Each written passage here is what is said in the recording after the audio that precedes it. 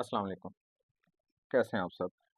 आज हम एमडीकैट नम शुज़ैम्बो एक्यू का एक बड़ा इंपॉर्टेंट चैप्टर स्टार्ट करेंगे, ट्रांजिशन एलिमेंट्स। अगर समझ आ जाए तो चैप्टर इतना मुश्किल नहीं है, एमसीक्यूज इसके इजीली हो भी सकते हैं अगर समझ आ जाए बात। स्टार्ट करते हैं। पहले एमसीक्यूज यही होता है कि व्हाट आर ट्रांजिशन एलिमेंट्स। तो सुने, ट्रांजिशन एलिमेंट्स के बारे में एमसीक्यूज में तीन बातें, तीन ऑप्शंस अक्सर यूज हो रहे होते हैं कि ट्रांजिशन एलिमेंट वो हैं जिनका डी और F cell in process of completion हो, मतलब आहिस्ता आहिस्ता फिल हो रहा हो, पहले एक इलेक्ट्रॉन, दो इलेक्ट्रॉन, तीन इलेक्ट्रॉन और फिल हो रहा हो। या फिर लिखा हुआ होता है जिनका डी और F subshell partially filled हो। पार्शियली फिल्ड एटॉमिक स्टेट में भी हो सकता है, न्यूट्रल फॉर्म में, और उनका पार्शियली फिल्ड किसी आयोनिक स्टेट में भी हो सकता है। लेट से आयोनिक स्टेट क्रोमियम पे लेट से +3 है या +6 है या +2 है, किसी भी आयोनिक स्टेट में भी उनका डी और एफ सब शेल क्या हो सकता है, पार्शियली फिल्ड हो सकता है, तो उन्हें भी क्या बोलते हैं, ट्रांजिशन एलिमेंट।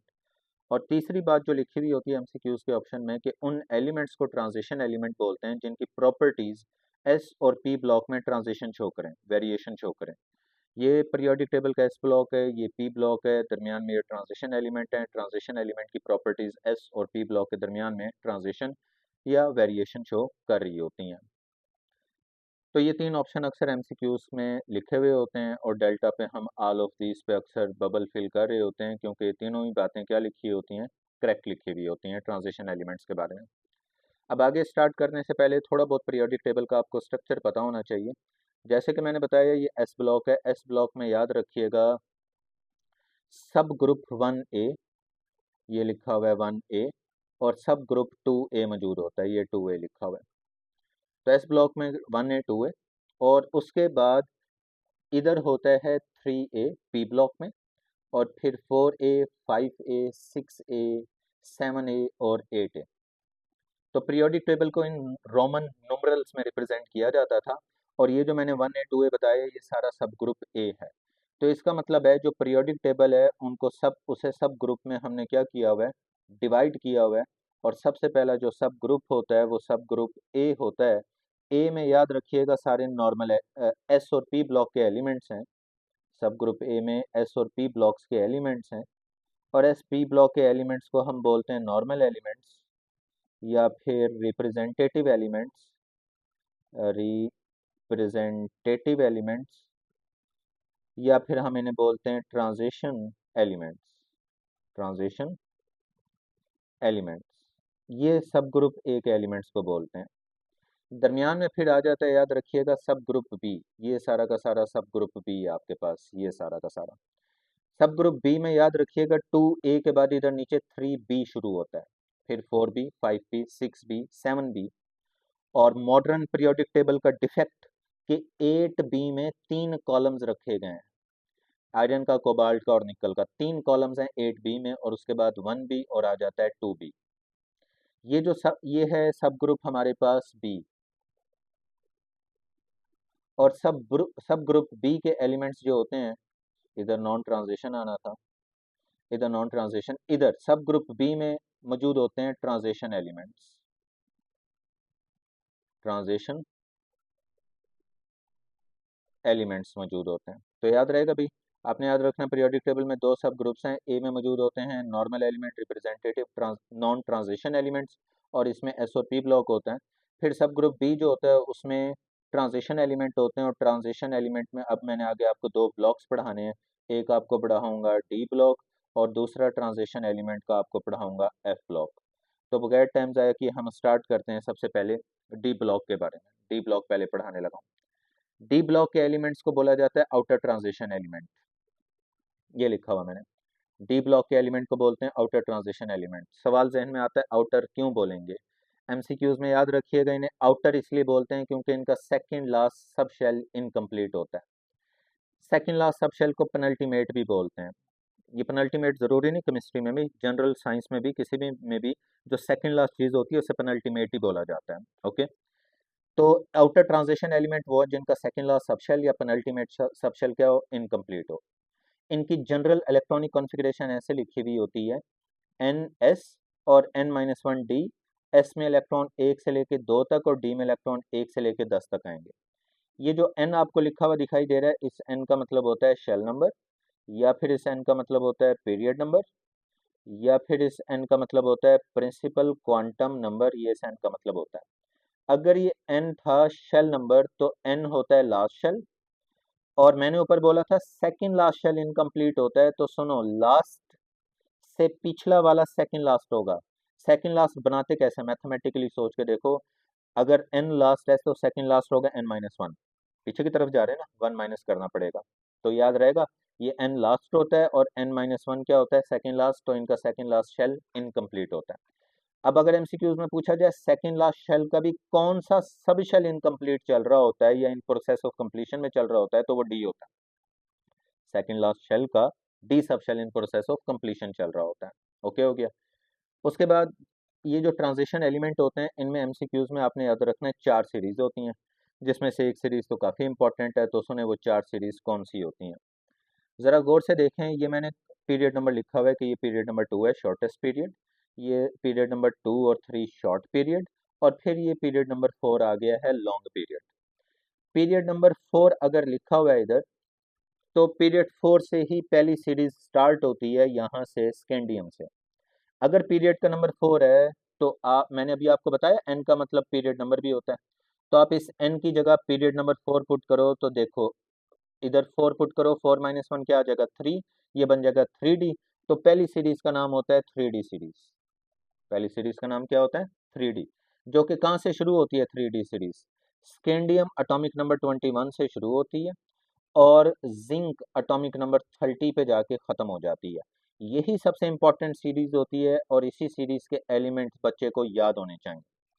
इस सीरीज के एलिमेंट आपको याद होने चाहिए क्योंकि सारे एमसीक्यूज इसी सीरीज पे बन रहे होते हैं।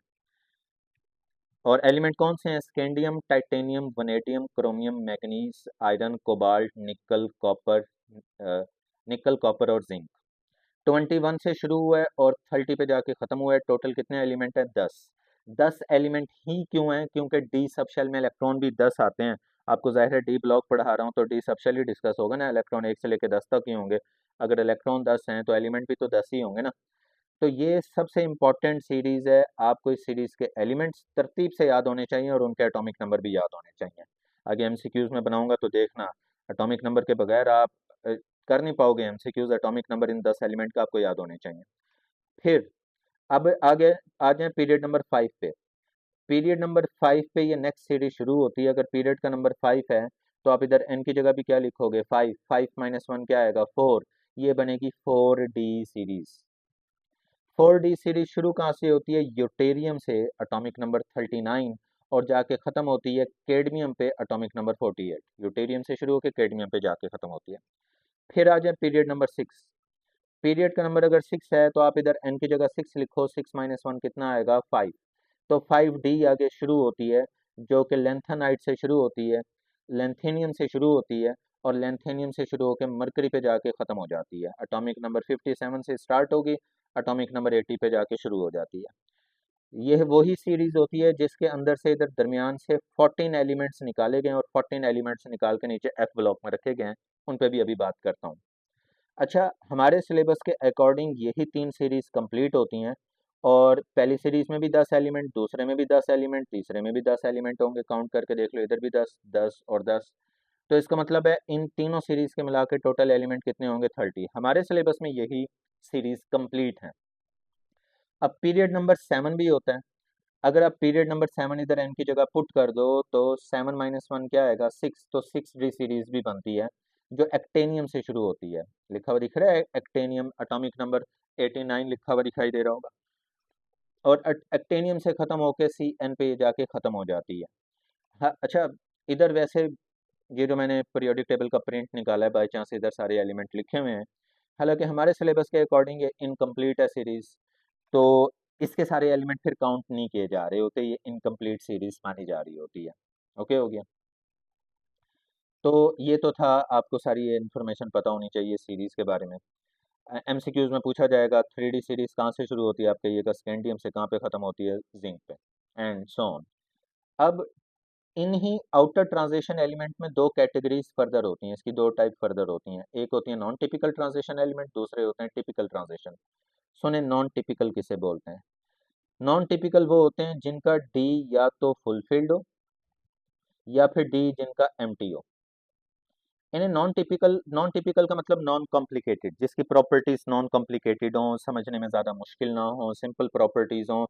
तो जिनके डी फुलफिल्ड होते हैं और एम्प्टी होते हैं ना, उनकी प्रॉपर्टी ज़्यादा मुश्किल नहीं होती, क्योंकि डी फुलफिल्ड एम्प्टी होने की वजह से ना डी डी ट्रांजिशन हो पा रही होती है, ना कलर शो हो पा रहे होते हैं। तो प्रॉपर्टी ज़्यादा कॉम्प्लिकेटेड नहीं होती, नॉन कॉम्प्लिकेटेड होती हैं, इसलिए इन्हें नॉन टिपिकल बोलते हैं। अब याद रखिएगा, जो ग्रुप का नंबर 2b है, वो ग्रुप का नंबर 2b आपको दिखाई दे रहा होगा, ये रहा ग्रुप का नंबर 2b। 2b में क्या लिखा हुआ है? Zinc, cadmium, mercury. Zinc, cadmium, mercury, ये तीन याद हो आपको। तो जिंक, कैडमियम और मरकरी का डी जो होता है वो फुलफिल्ड होता है।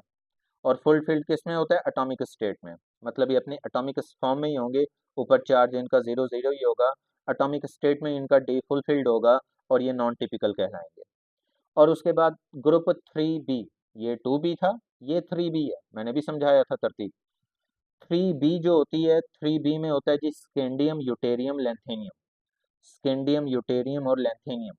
अगर इनकी ऑक्सीडेशन स्टेट हो +3, तो +3 में इनका जो डी होता है वो डी एम टी होता है। अब डी एम टी होने की वजह से भी इन्हें क्या बोलते हैं? नॉन टिपिकल ट्रांजिशन एलिमेंट्स बोलते हैं। तो तीन इधर हो गए, तीन इधर हो गए। आपने कितने नॉन टिपिकल ट्रांजिशन एलिमेंट याद रखने हैं? 6। और याद रखना है 2b अपनी एटॉमिक स्टेट में डी फुलफिल्ड रखते हैं, जबकि 3b वाले जो हैं वो अपनी +3, मतलब इनके ऊपर +3 अगर चार्ज आ जाए तो इनके जो डी ऑर्बिटल होता है वो एम्प्टी होता है और ये नॉन टिपिकल ट्रांजिशन एलिमेंट्स कहलाते हैं। और टोटल कितने नॉन टिपिकल ट्रांजिशन एलिमेंट हो गए? 6। प्रीवियस पेपर उठा के देखोगे, ये एमसीक्यूज आ भी चुका है कि जो मैंने अभी आपको सीरीज पढ़ाई हैं, 3D series, 4D, 5D series जो पढ़ाई हैं, हर series non typical transition element से शुरू होती है और नॉन टिपिकल ट्रांजिशन एलिमेंट पे जाके खत्म होती है। हिंट के तौर पे ये भी याद रखना, नॉन टिपिकल ट्रांजिशन एलिमेंट इधर किसके साथ कनेक्टेड है? एस ब्लॉक के साथ। और नॉन टिपिकल इधर किससे कनेक्टेड है? पी ब्लॉक के साथ। तो पी ब्लॉक और एस ब्लॉक के साथ जो 3b और 2b कनेक्टेड है, उनको नॉन टिपिकल ट्रांजिशन एलिमेंट बोलते हैं। उम्मीद है बात क्लियर हो गई होगी। फिर आ जाते हैं टिपिकल ट्रांजिशन एलिमेंट। ये वो होते हैं जिनका डी पार्शली फिल्ड हो। पार्शली फिल्ड अब किस किस का होगा? सुनो फिर। ये मैंने अगर 3b इधर बता दिया था, तो 3b के बाद क्या आएगा? 4b, 5b, 6b, 7b, 8b और 1b। ओके, तो ये जो 4b से लेके 1b तक है, ये क्या होते हैं? इनका डी क्या होता है? पार्शली फिल्ड होता है और इन्हें क्या बोल रहे होते हैं? टिपिकल। इनकी प्रॉपर्टी जरा कॉम्प्लिकेटेड होती हैं। इनके डी पार्शली फिल्ड होने की वजह से डी डी ट्रांजिशन भी होती है, कलर भी बनते हैं, कॉम्प्लेक्स भी बहुत ज़्यादा बनते हैं, ऑक्सीडेशन स्टेट्स भी बहुत ज़्यादा होती हैं, प्रॉपर्टी ज़रा टिपिकल टाइप की इनकी प्रॉपर्टीज होती हैं। ओके हो गया? तो याद रहेगा नॉन टिपिकल और टिपिकल। अब ये मैंने सारा आपको बता दिया जी डी ब्लॉक के बारे में।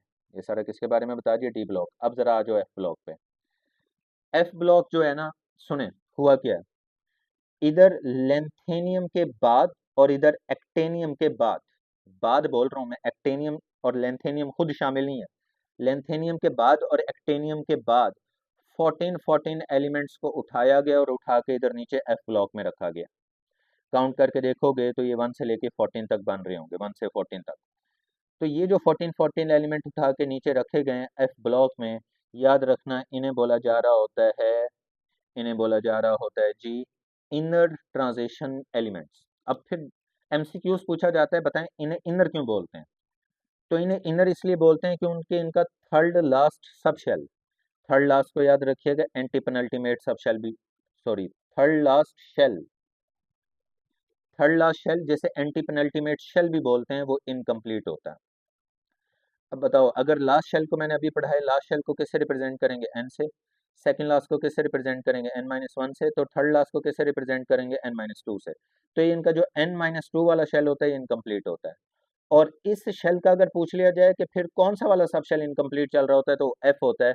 एफ में इलेक्ट्रॉन 1 से लेके 10 तक आ रहे होते हैं। इधर डी में तो, सॉरी, 1 से लेके 14 तक इलेक्ट्रॉन आ रहे होते हैं। डी में 10 इलेक्ट्रॉन पूरे होते हैं, एस में भी दो इलेक्ट्रॉन पूरे होते हैं, बस एफ में electron in process of filling होते हैं, 1 से लेके 14 तक आ रहे होते हैं। ये इनकी जनरल इलेक्ट्रॉनिक कॉन्फ़िगरेशन लिखी हुई है। ओके हो गया? तो याद रखना है एफ ब्लॉक के एलिमेंट्स को क्या बोलते हैं? Inner transition element. इनका एक और भी नाम होता है, इन्हें बोलते हैं रेयर अर्थ एलिमेंट्स। रेयर का मतलब नायाब, ये में पे नायाब हैं, ज़रा रेयर हैं। ये वही एलिमेंट हैं जो मोज़ले ने डिस्कवर किए थे। मोज़ले मोज़ले ने ज़्यादातर ये डिस्कवर किए थे, सारे के सारे तो नहीं। मोज़ले वही बंदा है जिसने एटॉमिक नंबर डिस्कवर किया था और पीरियोडिक टेबल को मैस नंबर की बजाय एटॉमिक नंबर पे रीअरेंज कर दिया था। ये वही बंदा है, उसी ने ये कुछ रेयर अर्थ एलिमेंट डिस्कवर किए थे। अब ये जो एफ ब्लॉक है, इस एफ ब्लॉक में दो सीरीज एग्जिस्ट करती हैं। तो उसने कौन सी दो सीरीज होती हैं? पहली सीरीज उठाई जाती है इधर से 6 पीरियड से, एक्टेनियम लेंथेनियम के बाद से, और अगली सीरीज 7 से उठाई जाती है। अब मुझे बताओ, अगर 6 से उठा रहे हैं पहली सीरीज 6 से, तो इधर एन की जगह क्या लिखोगे? 6। 6 - 2 कितना आएगा? 4। तो पहली सीरीज का नाम होता है 4F सीरीज। 4F सीरीज को चूंकि वो लेंथेनियम के बाद से उठाई गई है, इस वजह से उसे लेंथेनाइट्स भी बोलते हैं। और फिर 7 पीरियड, 7 पीरियड है, तो एन की जगह 7 लिखो। 7 - 2 कितना आ जाएगा? 5F। तो ये 5F सीरीज होती है, इसे एक्टानाइट्स भी बोलते हैं, क्योंकि एक्टेनियम के बाद वाले 14 एलिमेंट्स हैं। ओके हो गया। और ये शुरू कहाँ से हो रहे हैं? CE से, और LU पे ख़त्म हो रहे हैं एटॉमिक नंबर। ये 58 से शुरू होकर 71 पे ख़त्म होता है, और अगला वाला एटॉमिक नंबर 98 से शुरू होकर एटॉमिक नंबर 103 पे ख़त्म हो जाता है। 14 एलिमेंट्स होते हैं, और टोटल एलिमेंट्स कितने हो गए? 14 और 14 28। ये वो सारी इन्फॉर्मेशन है जो सबसे पहले आपसे पूछी जाएगी MCQs में। तो ये सारे कॉन्सेप्ट आपके इनिशियली सारे क्लियर होनी चाहिए, इनमें कोई गड़बड़ नहीं होनी चाहिए MCQs में। ओके हो गया। अच्छा जी, उसके बाद नेक्स्ट शुरू करते हैं हम।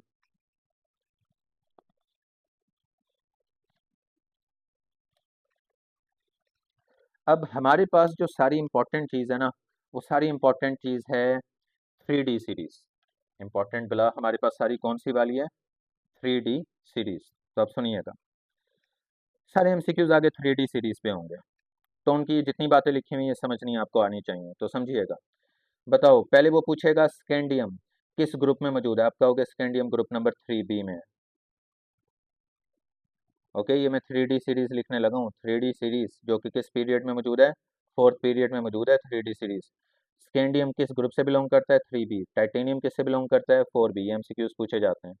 फिर अगला वाला 5B, next 6B, next 7B। 8B में 3 होते हैं, 8B में 3 कॉलम्स होते हैं। वो 3 कॉलम आयरन का भी होता है, कोबाल्ट का भी होता है, और निकल का भी होता है। ओके, ये याद रहे। फिर 1B आता है, ये 1B आया हुआ, और फिर 2B आता है, तो ये 2B आया हुआ। यहाँ तक कहानी हमारी मुक गई। 2B के बाद इधर 3A शुरू हो जाता है, लेकिन हमारा काम 2B तक हो गया। अब ये एलिमेंट आपको याद हो, एटॉमिक नंबर 21 से लेकर 13 तक। ओके हो गया। अब सुने, अब आपने इनकी कॉन्फ़िगरेशन हैंडल कैसे करनी है। स्कैंडियम लिखा हुआ है, आपको लिखा हुआ दिख रहा होगा एटॉमिक नंबर 21।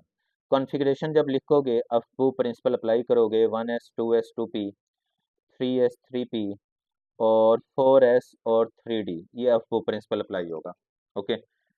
और या और इनमें इलेक्ट्रॉन रखना शुरू करो। इलेक्ट्रॉन रखते हैं जी इनमें। इलेक्ट्रॉन जब आप रख रहे होगे तो एस में कितने इलेक्ट्रॉन आएंगे? 2 2, और पी में 6। कितने इलेक्ट्रॉन आ गए? 10। फिर 2 6 और 2, 10 और इलेक्ट्रॉन आ गए। अब तक कितने इलेक्ट्रॉन आ गए? 20। एटॉमिक नंबर कितना था? 21। अगर 20 इलेक्ट्रॉन आ चुके हैं, तो बाकी बच कितने इलेक्ट्रॉन गए हैं? एक, वो एक इलेक्ट्रॉन इधर डी में होता है। अच्छा जी, एक तो ये कॉन्फ़िगरेशन लिखने का तरीक़ेकार है। दूसरा तरीक़ेकार ये भी होता है कॉन्फ़िगरेशन लिखने का, कि इधर इधर से लेके 1s से लेके इधर 3p तक 18 इलेक्ट्रॉन होते हैं। 18 इलेक्ट्रॉन किस नोबल गैस में होते हैं? आर्गोन में। तो 1s से लेके 3p तक 18 इलेक्ट्रॉन हो गए, उसकी जगह आर्गोन लिख दिया, और आगे लिख देता हूँ मैं 4s2, और उसके आगे लिख देता हूँ 3d1। ये लें, ये भी स्कैंडियम की कॉन्फ़िगरेशन लिखने का तरीक़ेकार ठीक है, कि आप आर्गोन लिखें, मतलब उसकी कॉन्फ़िगरेशन है, और उसके बाद 4s और 3d1। इसे यूं काउंट करेंगे कि आर्गोन के पास 18 इलेक्ट्रॉन है, फिर 2 इलेक्ट्रॉन एस में है, 20 हो गए, और 1 इलेक्ट्रॉन डी में 21, ये लें 21 इलेक्ट्रॉन, 21 इलेक्ट्रॉन्स कंप्लीट हो गए। ये तरीका, और यही तरीका मैंने इधर लिखा हुआ है। स्कैंडियम का देखो, आर्गोन 4s2 3d1। पहले अब मैं नॉर्मल बिहेवियर समझाऊंगा। ओके, नॉर्मल सुनना आप गौर से। तरतीब ये होती है कि अगर डी में इधर 1 इलेक्ट्रॉन है, फिर 2 होने चाहिए, 3 4 5 6 7 8 9 10। तरतीब ये होती है। जनरल बिहेवियर मैंने फिलहाल बोला है कि 1 से लेकर 10 तक इलेक्ट्रॉन बढ़ने चाहिए, लेकिन दो एक्सेप्शनल केस पढ़ाए जाते हैं। दो एक्सेप्शनल केस होते हैं डबल सी वाले। डबल सी का मतलब होता है क्रोमियम और copper. Exceptional case atomic number 29 और 25, सॉरी 24 और 29 एटॉमिक नंबर, ये दो एक्सेप्शनल है। ये एक्सेप्शनल क्या है? इनका एक्सेप्शनल कि इनके एस में होते तो दो इलेक्ट्रॉन है, लेकिन एस का एक इलेक्ट्रॉन जंप करके डी में चला जाता है। मतलब कि पहले इनकी कॉन्फ़िगरेशन यूं लिखी हुई दिखती है 4s2, और 3d4। पहले क्रोमियम की ऐसे लिखी हुई होती है कॉन्फ़िगरेशन, लेकिन एस का एक इलेक्ट्रॉन जंप करके डी में चला जाता है और एस में 2 की बजाय एक इलेक्ट्रॉन होते हैं और डी में 4 की बजाय 5 हो जाते हैं। अब सवाल है क्यों जंप करके गया? वो इसलिए जंप करके गया ताकि डी को वो क्या कर दे, हाफ फील्ड, और अगर डी हाफ फील्ड हो जाए तो क्या हो जाएगा, स्टेबल। तो डी को स्टेबल करने की खातिर एस का इलेक्ट्रॉन जंप करके डी में गया। बच्चे मुझसे फिर ये क्वेश्चन पूछते हैं कि सर एस में दोनों इलेक्ट्रॉन पूरे ही थे, एस भी तो स्टेबल ही था, तो वो डी में क्या करने के लिए चला गया, एस खुद को ही क्यों नहीं स्टेबल रख लेता? तो याद रखें, ऑर्डर ऑफ स्टेबिलिटी में एफ की स्टेबिलिटी ज़्यादा इंपॉर्टेंट होती है डी की स्टेबिलिटी से। डी की स्टेबिलिटी ज़्यादा इंपॉर्टेंट होती है पी से, और पी की ज़्यादा इंपॉर्टेंट एस से। बल्कि यूँ बोलना चाहिए, एफ की स्टेबिलिटी डी पी एस तीनों से इंपॉर्टेंट है, डी की स्टेबिलिटी पी और एस दोनों से इंपॉर्टेंट है, और पी की स्टेबिलिटी एस से इंपॉर्टेंट है। तो डी की स्टेबिलिटी ज़्यादा इंपॉर्टेंट है, इसलिए एस का इलेक्ट्रॉन जंप करके डी में जाके डी को स्टेबल करता है। सेम काम कॉपर में होता है। कॉपर की भी इनिशियली जो कॉन्फ़िगरेशन लिखी होती है वो लिखी होती है 4s2 3d9, ये इनिशियली कॉन्फ़िगरेशन होती है। लेकिन इसका इलेक्ट्रॉन जंप करके डी में जाता है, एस में 2 की बजाय एक इलेक्ट्रॉन होते हैं और डी में 9 की बजाय कितने हो जाते हैं, 10। डी इधर फुलफिल्ड हो जाता है और डी फुलफिल्ड होकर क्या हो जाता है, स्टेबल। तो एस का इलेक्ट्रॉन डी में इसलिए गया था ताकि स्टेबल कर दे। लेकिन जब एस के इलेक्ट्रॉन डी में जंप करके जाते हैं तो याद रखिएगा कौन सा प्रिंसिपल डी से ओबे हो जाता है, अफबू प्रिंसिपल। क्योंकि अफबू तो कहता है इलेक्ट्रॉन पहले कम एनर्जी वाले सब शेल में रहने चाहिए, फिर ज्यादा एनर्जी वाले। ये तो कम एनर्जी वाले सब शेल से इलेक्ट्रॉन कर जंप करके ज्यादा एनर्जी वाले सब शेल्स में जा रहे हैं। तो इसका मतलब है कौन सा प्रिंसिपल वायलेट हो गया, अफबू प्रिंसिपल, या फिर इसे यूं भी बोलते हैं कि N+L रूल वायलेट हो गया या डिसोबे हो गया। ठीक है, तो N+L रूल क्या होता है, अफबू प्रिंसिपल की मैथमेटिकल फॉर्म होती है, एटॉमिक स्ट्रक्चर वाले चैप्टर में आपको पढ़ाई हुई है, तब दोबारा कहानी नहीं शुरू कर सकते। अच्छा, ये जी हो गए दो एक्सेप्शनल केस जो एमसीक्यूज में याद रहे, और वो रीजन भी एमसीक्यूज में आपसे पूछेगा क्यों इसका इलेक्ट्रॉन जंप करके डी में गया, तो डी को स्टेबल करने के लिए। और अगर एमसीक्यूज में इनकी कॉन्फ़िगरेशन पूछी जाए, पूछी भी जाती है, बड़ी इंपॉर्टेंट होती है इनकी कॉन्फ़िगरेशन, एमसीक्यूज बहुत बनते हैं इसके।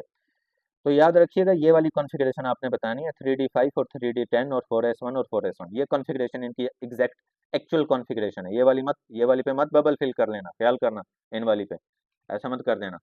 अच्छा, उसके बाद अब ये जो मैंने डी लिखा हुआ है ना, डी के 5 ऑर्बिटल होते हैं, D X Y, D Y Z, D X Z, D X square minus Y square, D Z square.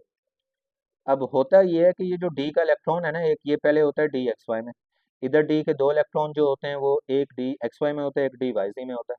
ये किस रूल के मुताबिक ये हो रहा है काम, हुन्स रूल के मुताबिक। हुन्स रूल कहता है कि अगर डी जनरेट ऑर्बिटल अवेलेबल हो तो उनमें इलेक्ट्रॉन पहले रखते हैं सेम स्पिन के साथ, उसके बाद अगर इलेक्ट्रॉन मजीद बढ़ जाए तो अपोजिट स्पिन से रखते हैं। ऐसे ही है ना, इधर डी में देखो कितने इलेक्ट्रॉन है, 3, तो 1 2 3, इधर डी में कितने, 5, 1 2 3 4 5, इधर डी में भी 5 है, 1 2 3 4 5। और ये बड़ी इंपॉर्टेंट बात है कि अनपेड इलेक्ट्रॉन कहाँ तक बढ़े, एमसीक्यूज में वो पूछेगा अनपेड इलेक्ट्रॉन कहाँ तक बढ़ रहे होते हैं, मैग्नीज तक। पहले एक अनपेड इलेक्ट्रॉन, फिर 2, फिर 3, फिर 5, और फिर मैग्नीज में भी 5 अनपेड इलेक्ट्रॉन डी मैग्नीज तक बढ़े हैं। लेकिन जैसे ही आप आओगे आयरन पे, आयरन के डी में कितने इलेक्ट्रॉन है, 6। पहले सेम स्पिनिंग से 1 2 3 4 5, 5 के बाद ये ऑपोजिट स्पिनिंग से छठा।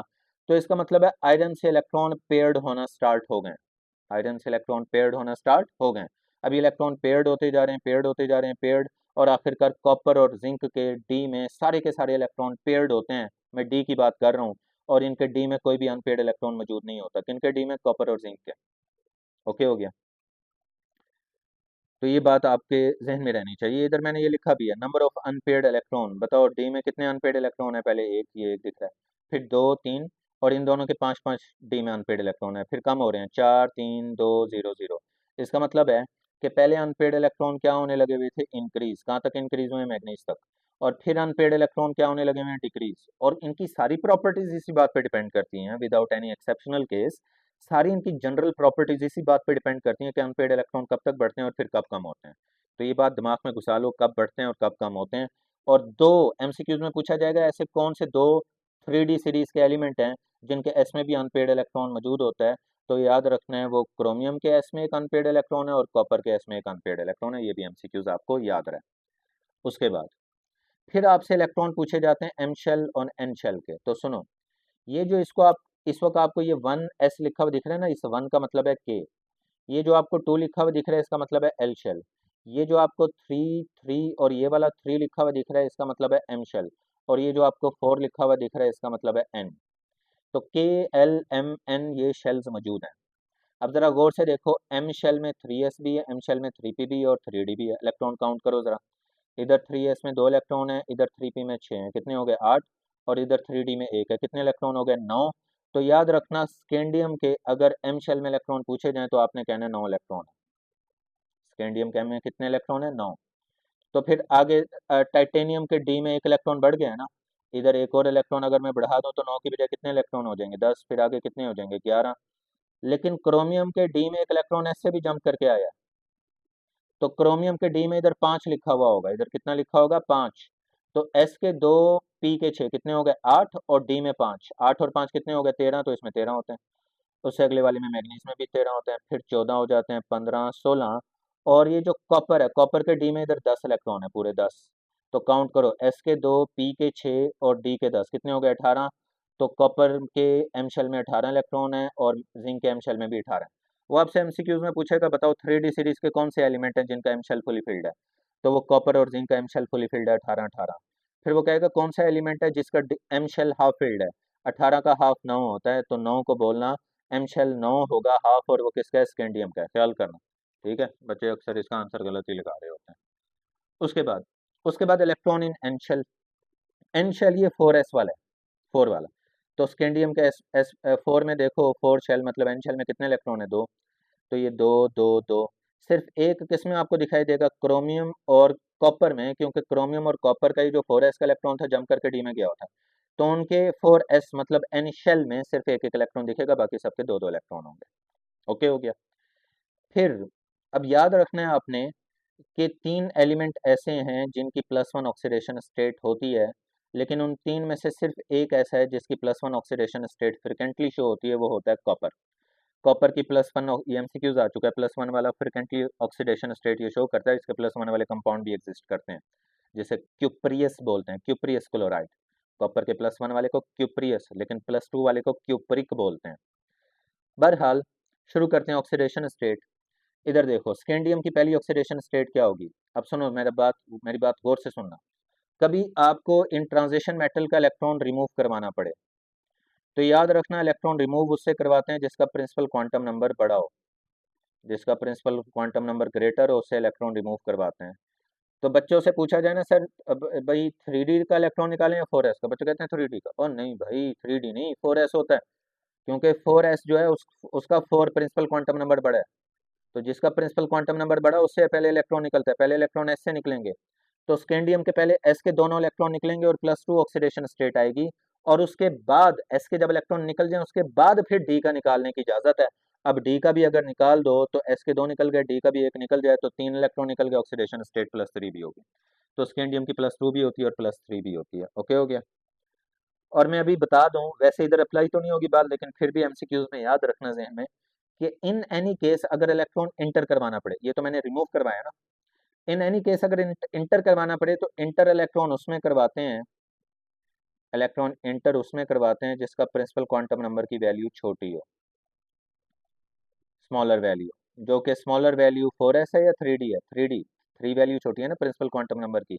तो अगर इलेक्ट्रॉन इंटर करवाना पड़ जाता तो 3D में होता, हालांकि वो करवाते नहीं है, इसमें नहीं करवाते, क्योंकि मेटल्स है, मेटल में इलेक्ट्रॉन इंटर थोड़ी थोड़ी करवाएंगे, सिर्फ निकलवाएंगे। लेकिन फिर भी बस समझा रहा हूँ कि इलेक्ट्रॉन इंटर करवाना पड़े तो प्रिंसिपल क्वांटम नंबर छोटा उसमें इंटर करवाएं, इलेक्ट्रॉन निकालना पड़े तो जिसका प्रिंसिपल क्वांटम नंबर बड़ा उससे निकालें। अब चूंकि अनपेड इलेक्ट्रॉन इनके बढ़ने लगे हुए थे तो ऑक्सीडेशन स्टेट भी बढ़ेंगी, +3 से +4 +5 +6 +7। मैक्सिमम ऑक्सीडेशन स्टेट का एमसीक्यूज आए तो वो मैग्नीज की होती है +7। ठीक है, और वाहिद +7 है जो मैग्नीज की है, सिर्फ +7 और किसी की नहीं होती। तो ये लीस्ट कॉमन ऑक्सीडेशन स्टेट है +7, क्योंकि सिर्फ एक एलिमेंट की है। अब ऑक्सीडेशन स्टेट डिक्रीज होना स्टार्ट हो गई है, +6 +5 +4 +3 और +2। डिक्रीज क्यों हो रही है, क्योंकि अनपेड इलेक्ट्रॉन डिक्रीज होने लग गए। एमसीक्यूज में पूछा जाएगा सिर्फ एक ऑक्सीडेशन स्टेट किसकी होती है, तो वो जिंक की है। जिंक की +2 ऑक्सीडेशन के अलावा और किसी ऑक्सीडेशन स्टेट का कंपाउंड एग्जिस्ट नहीं करता, सिर्फ +2 वाला एग्जिस्ट करता है। ठीक है, तो एमसीक्यूज में याद रखना है जिंक की सिर्फ एक ही होती है ऑक्सीडेशन स्टेट +2। तो ये बड़ी कॉन्सेप्चुअल बातें हैं, ये टेबल से आप देखोगे बहुत एमसीक्यूज आपके सॉल्व होने वाले हैं। मैं एमसीक्यूज मैंने निकाले भी हैं, प्रीवियस पेपर के बहुत सारे एमसीक्यूज निकाल के लिखे हैं। वो आपसे पूछेगा वॉयलेट कौन करता है जी, अब वो प्रिंसिपल कौन वॉयलेट करता है, आप कहोगे जी क्रोमियम और कॉपर। फिर एक्सेप्शनल इलेक्ट्रॉनिक कॉन्फ़िगरेशन किसकी होती है, क्रोमियम और कॉपर की, और वो मैंने इधर लिख के दी हुई है। ठीक है, उसके बाद फिर maximum number of unpaired electron किस में आ रहे होते हैं, maximum number of unpaired electron जो डी में आ रहे होते हैं वो क्रोमियम और मैग्नीज में आ रहे होते हैं। 5 अनपेड इलेक्ट्रॉन के एमसीक्यूज भी पूछे तो वो क्रोमियम और मैग्नीज के डी में 5 इलेक्ट्रॉन अनपेड इलेक्ट्रॉन होते हैं।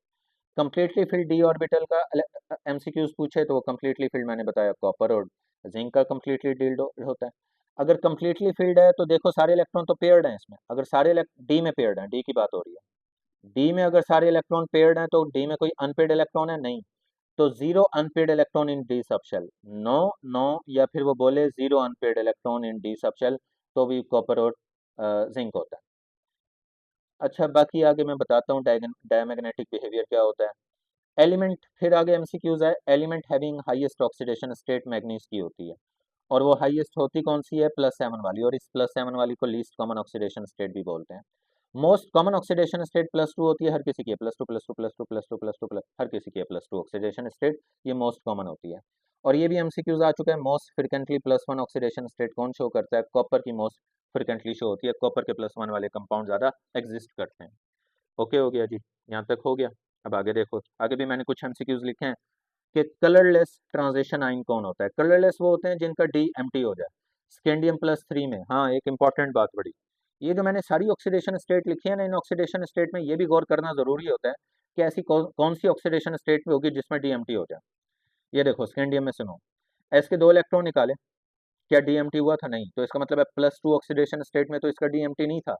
लेकिन डी का एक निकाल दो और +3 बना दो तो +3 में इसका डी एम्प्टी हो जाता है, तो +3 में ये कलरलेस होगा, डी ट्रांजिशन नहीं होगी।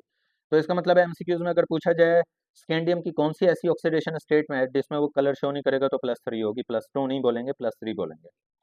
तो वही बात मैंने इधर ना मेंशन की थी क्योंकि एमसीक्यूज में पूछी जाती है। इसी तरह टाइटेनियम +4 जिंक +2, तो ये इसमें कलर शो नहीं करते। अच्छा जिंक +2 का तो डी फुली फिल्ड होता है, लेकिन टाइटेनियम +4 और स्कैंडियम +3 का डी एम्प्टी होता है, इसलिए कलर शो नहीं होते। Highest number of oxidation state अभी बता दिया मैग्नीज की होती है। ट्रांजिशन एलिमेंट यूज इन गैल्वेनाइजेशन, जिसमें जिंक की इलेक्ट्रोप्लेटिंग की जाती है, वो जिंक की होता है, गैल्वेनाइजिंग में यूज होता है। गैल्वेनाइजिंग एक प्रोसेस है जिसमें जिंक की इलेक्ट्रोप्लेटिंग की जाती है। Transition element use in steel, chromium use होता है। Transition metal use in coins, coins में कॉपर और निकल यूज होता है। हैबर प्रोसेस में कौन सी transition as a catalyst use होती है, आयरन। हाइड्रोजनेशन में आपको पता होगा निकल, प्लाटिनियम और प्लाडियम यूज होती हैं। और मजे की बात है कि ये निकल, प्लाटिनियम और प्लाटियम एक ही ग्रुप से बिलोंग करती हैं, और याद रखो डाउन द ग्रुप रिएक्टिविटी बढ़ती है मेटल की, इसलिए हाइड्रोजनेशन में प्लाटिनियम को ज़्यादा बेहतर मेटल बोला जाता है, और बोला जाता है प्लाटिनियम मेटल डालोगे तो रूम टेम्परेचर पे भी हाइड्रोजनेशन हो जाएगी, प्लाटिनियम ज़्यादा एक्टिव है। लेकिन निकल डालें तो निकल फिर रूम टेम्परेचर पे हाइड्रोजनेशन नहीं करवाती, टेम्परेचर देना पड़ता है, 150, 200, 300 तक टेम्परेचर देना पड़ता है। डिफरेंट बुक्स में डिफरेंट वैल्यूज़ हैं अलग अलग रिएक्टेंट्स के लिए। उसके अलावा हार्डेस्ट नेचुरल मेटल कौन होती है, क्रोमियम होती है।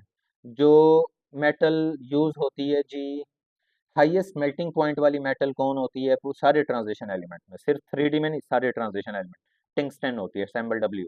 वाहिद मेटल जो लिक्विड फॉर्म में एग्जिस्ट करती है, मरकरी होती है। मैग्नेटिक बिहेवियर अभी पढ़ा देता हूँ, वैसे आयरन का होता है। एलिमेंट यूज इन फिल्मेंट, वो बल्ब होता था याद है जिसके अंदर स्प्रिंग लगा हुआ होता था, येलो रोशनी होती थी जिस बल्ब की स्प्रिंग लगा होता था, वो स्प्रिंग जिस मेटल का लगा होता था वो टंगस्टन मेटल की ही होता था। वो जो फिल्मेंट लगा हुआ होता था ना वो टंगस्टन मेटल का ही लगा होता था। टंगस्टन मेटल का मेल्टिंग पॉइंट काफ़ी हाई होता है, आसानी से पिघलती नहीं है। अच्छा खासा करंट पास होता रहे, हीट होती रहेगी लेकिन पिघलेगी नहीं, मेल्टिंग पॉइंट बहुत हाई होता है। और transition metal present in haemoglobin, iron आपको पता ही होगा, जाहिर है मेडिकल का रहेगा तो बायो के स्टूडेंट हो। Transition metal with D0 configuration, ये अभी मैंने बताया था, स्कैंडियम +3 टाइटेनियम +4 में DMT हो जाता है। और ट्रांजिशन मेटल जिसका D10 हो, D10 जिंक +2 का भी होता है और कॉपर +1 का भी, डी जो होता है फुली फिल्ड ही होता है। वो जो +1 आया हो ना वो इसका इलेक्ट्रॉन निकाला हुआ है, डी इसका फुली फिल्ड ही होता है। तो ये सारे एमसीक्यूज पूछे जाते हैं। मैंने और भी कुछ एमसीक्यूज लिखे हुए हैं, वो इस तरह जी लिखेगा MCQs, the number of D electron in iron +2। तो याद रखो इस तरह के एमसीक्यूज तभी सॉल्व होंगे जब आपको एटॉमिक नंबर याद हो। लेट से अगर वो एमसीक्यूज में एटॉमिक नंबर दे देता है तब तो आप रफ वर्क में लिख लोगे। आप कहोगे जी आयरन का एटॉमिक नंबर 26 होता है, तो आयरन की आप कॉन्फ़िगरेशन लिखोगे, ये कॉन्फ़िगरेशन आएगी 4s2 3d6, 4s2 3d6। और इधर आयरन का उसने कौन सा आयन बना के लिखा हुआ है, +2 वाला आयन बना के लिखा हुआ है ना, तो +2 का मतलब है किसके इलेक्ट्रॉन निकाले गए होंगे, +2 का मतलब है पहले इलेक्ट्रॉन किससे निकालते हैं बताओ, एस से निकालते हैं, ऐसे है ना। तो बताओ इसके एस के 2 इलेक्ट्रॉन निकल गए, इसके ऊपर +2 चार्ज आ गया, डी के तो इलेक्ट्रॉन इसमें बचे हुए हैं ना, कितने बचे हुए हैं 6। तो अब याद रखना, जो आयरन +2 होता है, आयरन +2 के 3D में 6 इलेक्ट्रॉन बचे हुए होते हैं और एस के सिर्फ 2 इलेक्ट्रॉन निकले होते हैं। अब सुनो, अब उसने पूछा है the number of D electron in iron +2 is not equal to, इसके डी के जो इलेक्ट्रॉन है वो किसके इक्वल नहीं है, डी में इलेक्ट्रॉन याद रखना 6 हैं। आप सुनो काउंट करते हैं। पहले उसने क्या लिखा हुआ है, नियोन, नियोन का एटॉमिक नंबर होता है 10, कॉन्फ़िगरेशन होती है 1s2, 2s2 और 2p6। बताओ उसने नियोन के कौन से इलेक्ट्रॉन का जिक्र किया, पी इलेक्ट्रॉन, इधर पी में कितने इलेक्ट्रॉन है 6, और इधर आयरन के भी डी में कितने इलेक्ट्रॉन है 6। तो इसका मतलब है आयरन के डी में और नियोन के पी में 6 6 इलेक्ट्रॉन है, बराबर इलेक्ट्रॉन है, इक्वल इलेक्ट्रॉन है। फिर आ जाओ मैग्नीशियम पे, भाई मैग्नीशियम का एटॉमिक नंबर होता है 12, कॉन्फ़िगरेशन होती है 1s2, 2s2, 2p6, 3s2। और उसने स्टेटमेंट गौर से देखो, बोला एस इलेक्ट्रॉन्स, ये भी एस के इलेक्ट्रॉन है, ये भी एस के इलेक्ट्रॉन है, ये भी एस के इलेक्ट्रॉन, टोटल एस के इलेक्ट्रॉन कितने बन चुके हैं 6, 2 इधर 2 इधर 2 इधर, एस के टोटल एस के इलेक्ट्रॉन बोले हैं, टोटल एस के इलेक्ट्रॉन 6 बन गए हैं वो। तो इसका मतलब है आयरन +2 के डी में भी 6 हैं और मैग्नीशियम के एस के भी जो सारे इलेक्ट्रॉन बने हैं वो 6 हैं, तो ये भी इक्वल हो गए। अब आ जाओ कोबाल्ट +3 पे। पहले तो अब ये देखो, इधर आप ये वाला ऑप्शन सॉल्व ही नहीं कर पाओगे अगर आपको कोबाल्ट का एटॉमिक नंबर नहीं पता, आप रफ वर्क में इसकी कॉन्फ़िगरेशन ही नहीं लिख पाओगे। तो कोबाल्ट का एटॉमिक नंबर कितना होता है 27, कॉन्फ़िगरेशन होती है 4s2 3d7। अब उसने कोबाल्ट के ऊपर ऑक्सीडेशन स्टेट गौर से देखो, इधर क्या लिखी हुई है +3, +3 के लिए 3 इलेक्ट्रॉन निकालें, 2 इलेक्ट्रॉन तो किसके निकलेंगे, एस के, 2 इलेक्ट्रॉन किसके निकलेंगे एस के, 1 इलेक्ट्रॉन निकलेगा डी का और 3 इलेक्ट्रॉन निकल गए, कोबाल्ट पे +3 आ गया। जब डी का 1 इलेक्ट्रॉन निकलेगा तो बच डी में कितने इलेक्ट्रॉन जाएंगे, 6 इलेक्ट्रॉन। तो इसका मतलब है कोबाल्ट के डी में, कोबाल्ट +3 के डी में भी 6 इलेक्ट्रॉन बचे हैं। लास्ट में आ जाओ क्लोराइड आइन। क्लोरीन का वैसे एटॉमिक नंबर तो 1 होता है, configuration 1s2, 2s2, 2p6, 3s2 और 3p5 होती है, लेकिन क्लोराइड आइन बना हुआ है तो 3p6 होगा। एटम की तो 3p5 होती है, क्लोराइड आइन 3p6। तो उसने बोला था पी इलेक्ट्रॉन, ये भी पी के इलेक्ट्रॉन है, ये भी पी के इलेक्ट्रॉन है, इधर पी के इलेक्ट्रॉन 6 हैं, इधर भी 6 हैं, कितने हो गए पी के इलेक्ट्रॉन 12। अब इधर आयरन के डी में तो 6 थे, लेकिन इसके पी के टोटल इलेक्ट्रॉन 12 बन रहे हैं। तो इसका मतलब है आयरन के जो 6 इलेक्ट्रॉन है इसके डी के 12 के इक्वल नहीं बन रहे, तो सही आंसर डी होगा, क्योंकि उसने नॉट इक्वल टू बोला था। तो नॉट इक्वल टू ये बनेगा, इसके पी में टोटल 6 इलेक्ट्रॉन और इसके डी में, इसके पी में टोटल 12 और इसके 6 इक्वल नहीं है। हो गया, एमसीक्यूज हो गया। Iron +3 strongly paramagnetic. आगे वैसे मैं बताता हूँ पैरामैग्नेटिक क्या होता है। पैरामैग्नेटिक बिहेवियर वैसे फिलहाल बता देता हूँ, डिपेंड करता है अनपेड इलेक्ट्रॉन पे। तो आयरन +3 में अनपेड इलेक्ट्रॉन याद रखना, 5 अनपेड इलेक्ट्रॉन होंगे आयरन +3। ये देखो, आयरन का एटॉमिक नंबर लिखा हुआ है 26। अब बनाने +3 वाला बनाने के लिए पहले एस के 2 इलेक्ट्रॉन निकालें और एक डी का इलेक्ट्रॉन निकालें, 3 इलेक्ट्रॉन निकल के आयरन +3 बन गया। डी का जब एक इलेक्ट्रॉन निकालोगे, डी में इलेक्ट्रॉन बच कितने जाएंगे 5, तो इसके डी में 5 अनपेड इलेक्ट्रॉन होंगे। मैक्सिमम अनपेड इलेक्ट्रॉन की वजह से इसका पैरामैग्नेटिक बिहेवियर मैक्सिमम होगा। अब वो पूछता है जी इलेक्ट्रॉनिक कॉन्फ़िगरेशन ये जो लिखी हुई है किसकी है। ऐसा एमसीक्यूज आपसे सॉल्व ही नहीं हो पाएगा अगर आपको 3D सीरीज और उनका एटॉमिक नंबर याद ही नहीं है। आर्गोन का मतलब होता है 18, 18 इलेक्ट्रॉन, 18 आर्गोन के और एस के 2 कितने हो गए 20, और 7 डी के कितने हो गए 27। 27 इलेक्ट्रॉन का मतलब है कि एटॉमिक नंबर भी 27 होगा, और देखो एटॉमिक नंबर 27 किसका चल रहा है, कोबाल्ट का। तो इधर कोबाल्ट सही आंसर होगा, ये कोबाल्ट की कॉन्फ़िगरेशन लिखी हुई है। और उसके बाद 3D सीरीज में जो क्रोमियम और कॉपर की एनोमलियस या एक्सेप्शनल कॉन्फ़िगरेशन होती है, वो किस वजह से होती है, तो वो मैंने पढ़ा जी, वो होती है जी, कहाँ गया, ये होता है, वो होती है जी डी के हाफ फील्ड और डी के फुली फील्ड होने की वजह से, क्योंकि उसका डी हाफ फील्ड और फुल फील्ड हो जाता है। इस वजह से क्रोमियम का डी हाफ फील्ड, कॉपर का डी फुल फील्ड हो जाता है, इस वजह से कॉन्फ़िगरेशन में उनका एक्सेप्शनल केस या एनोमलियस बिहेवियर आ रहा है। इस तरह के एमसीक्यूज पूछे जाएंगे आपसे। उसके बाद जी, उसके बाद शुरू होंगी करेक्टरिस्टिक ऑफ ट्रांजिशन एलिमेंट।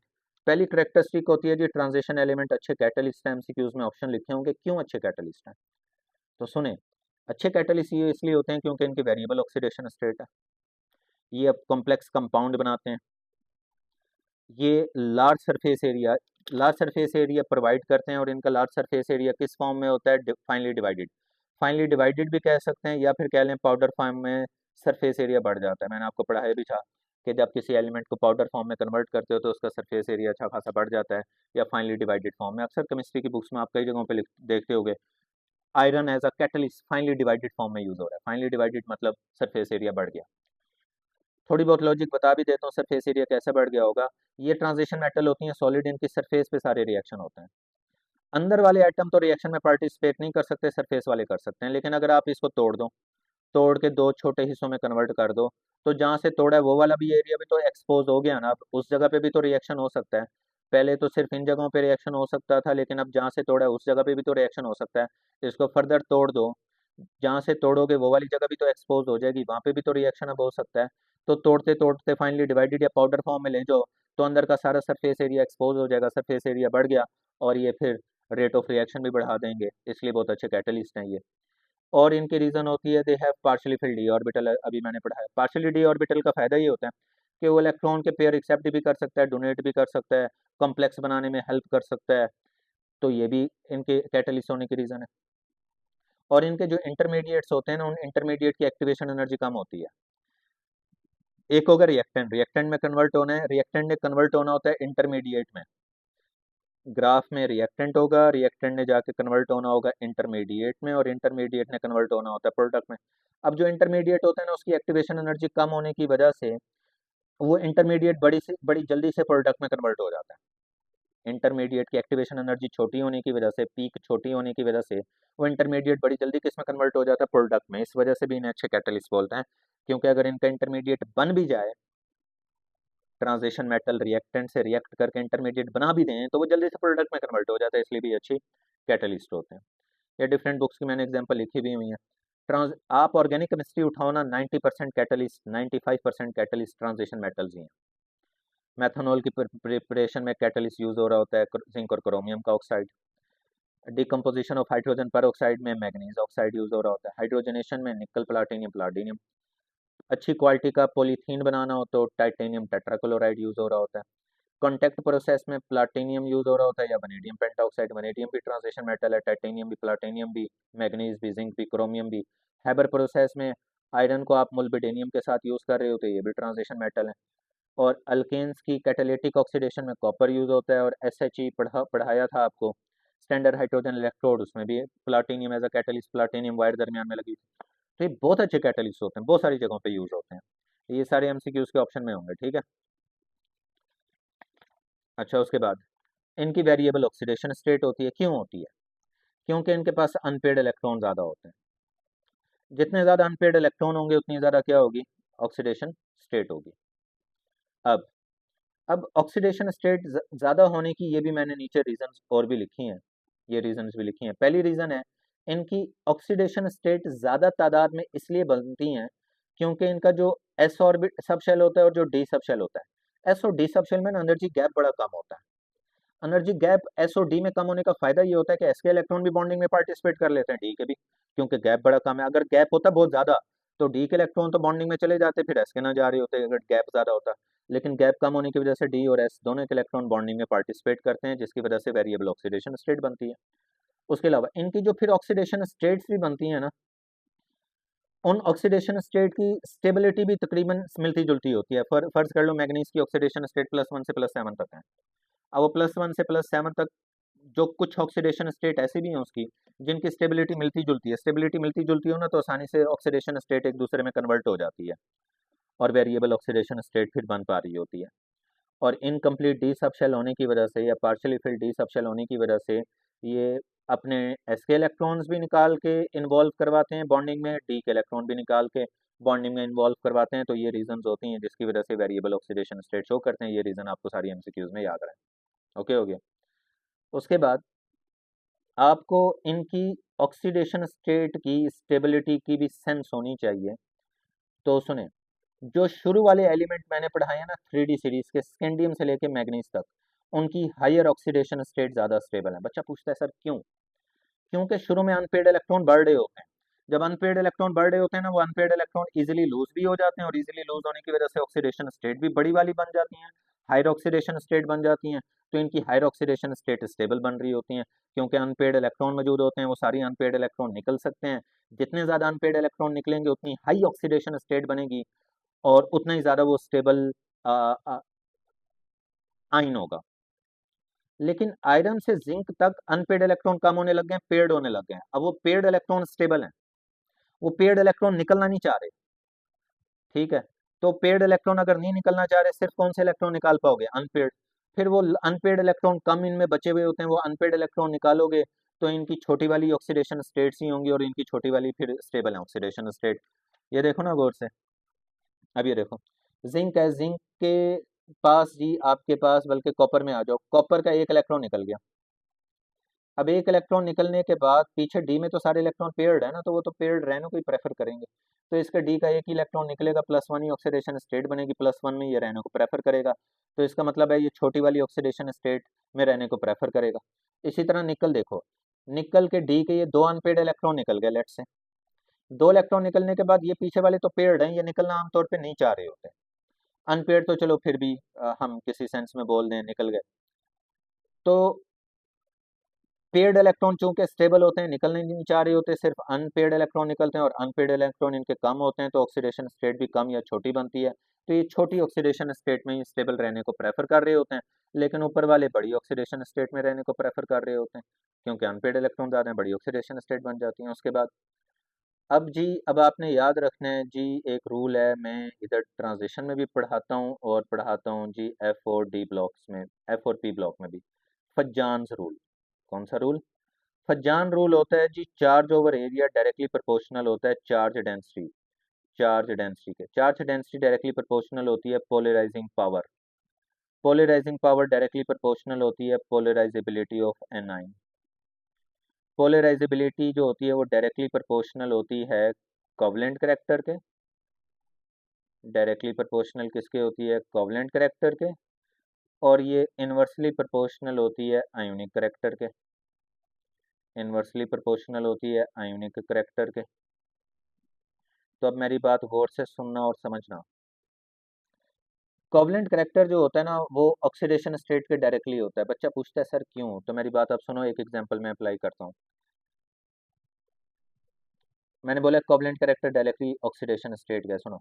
बताओ, ये वनेडियम है, वनेडियम के साथ कितनी क्लोरीन है? 4। अगर 4 क्लोरीन है तो वनेडियम की ऑक्सीडेशन स्टेट भी कितनी होगी? 4। इधर वनेडियम के साथ 2 क्लोरीन है तो वनेडियम की ऑक्सीडेशन स्टेट कितनी होगी? 2। तो इसका मतलब इधर 2 चल रही है, इधर 4 चल रही है, ऐसे। अब ऑक्सीडेशन स्टेट बड़ी कौन सी है इन दोनों में से? ये ऑक्सीडेशन स्टेट बड़ी है तो इसका मतलब है चार्ज ज़्यादा है, ऐसे ना।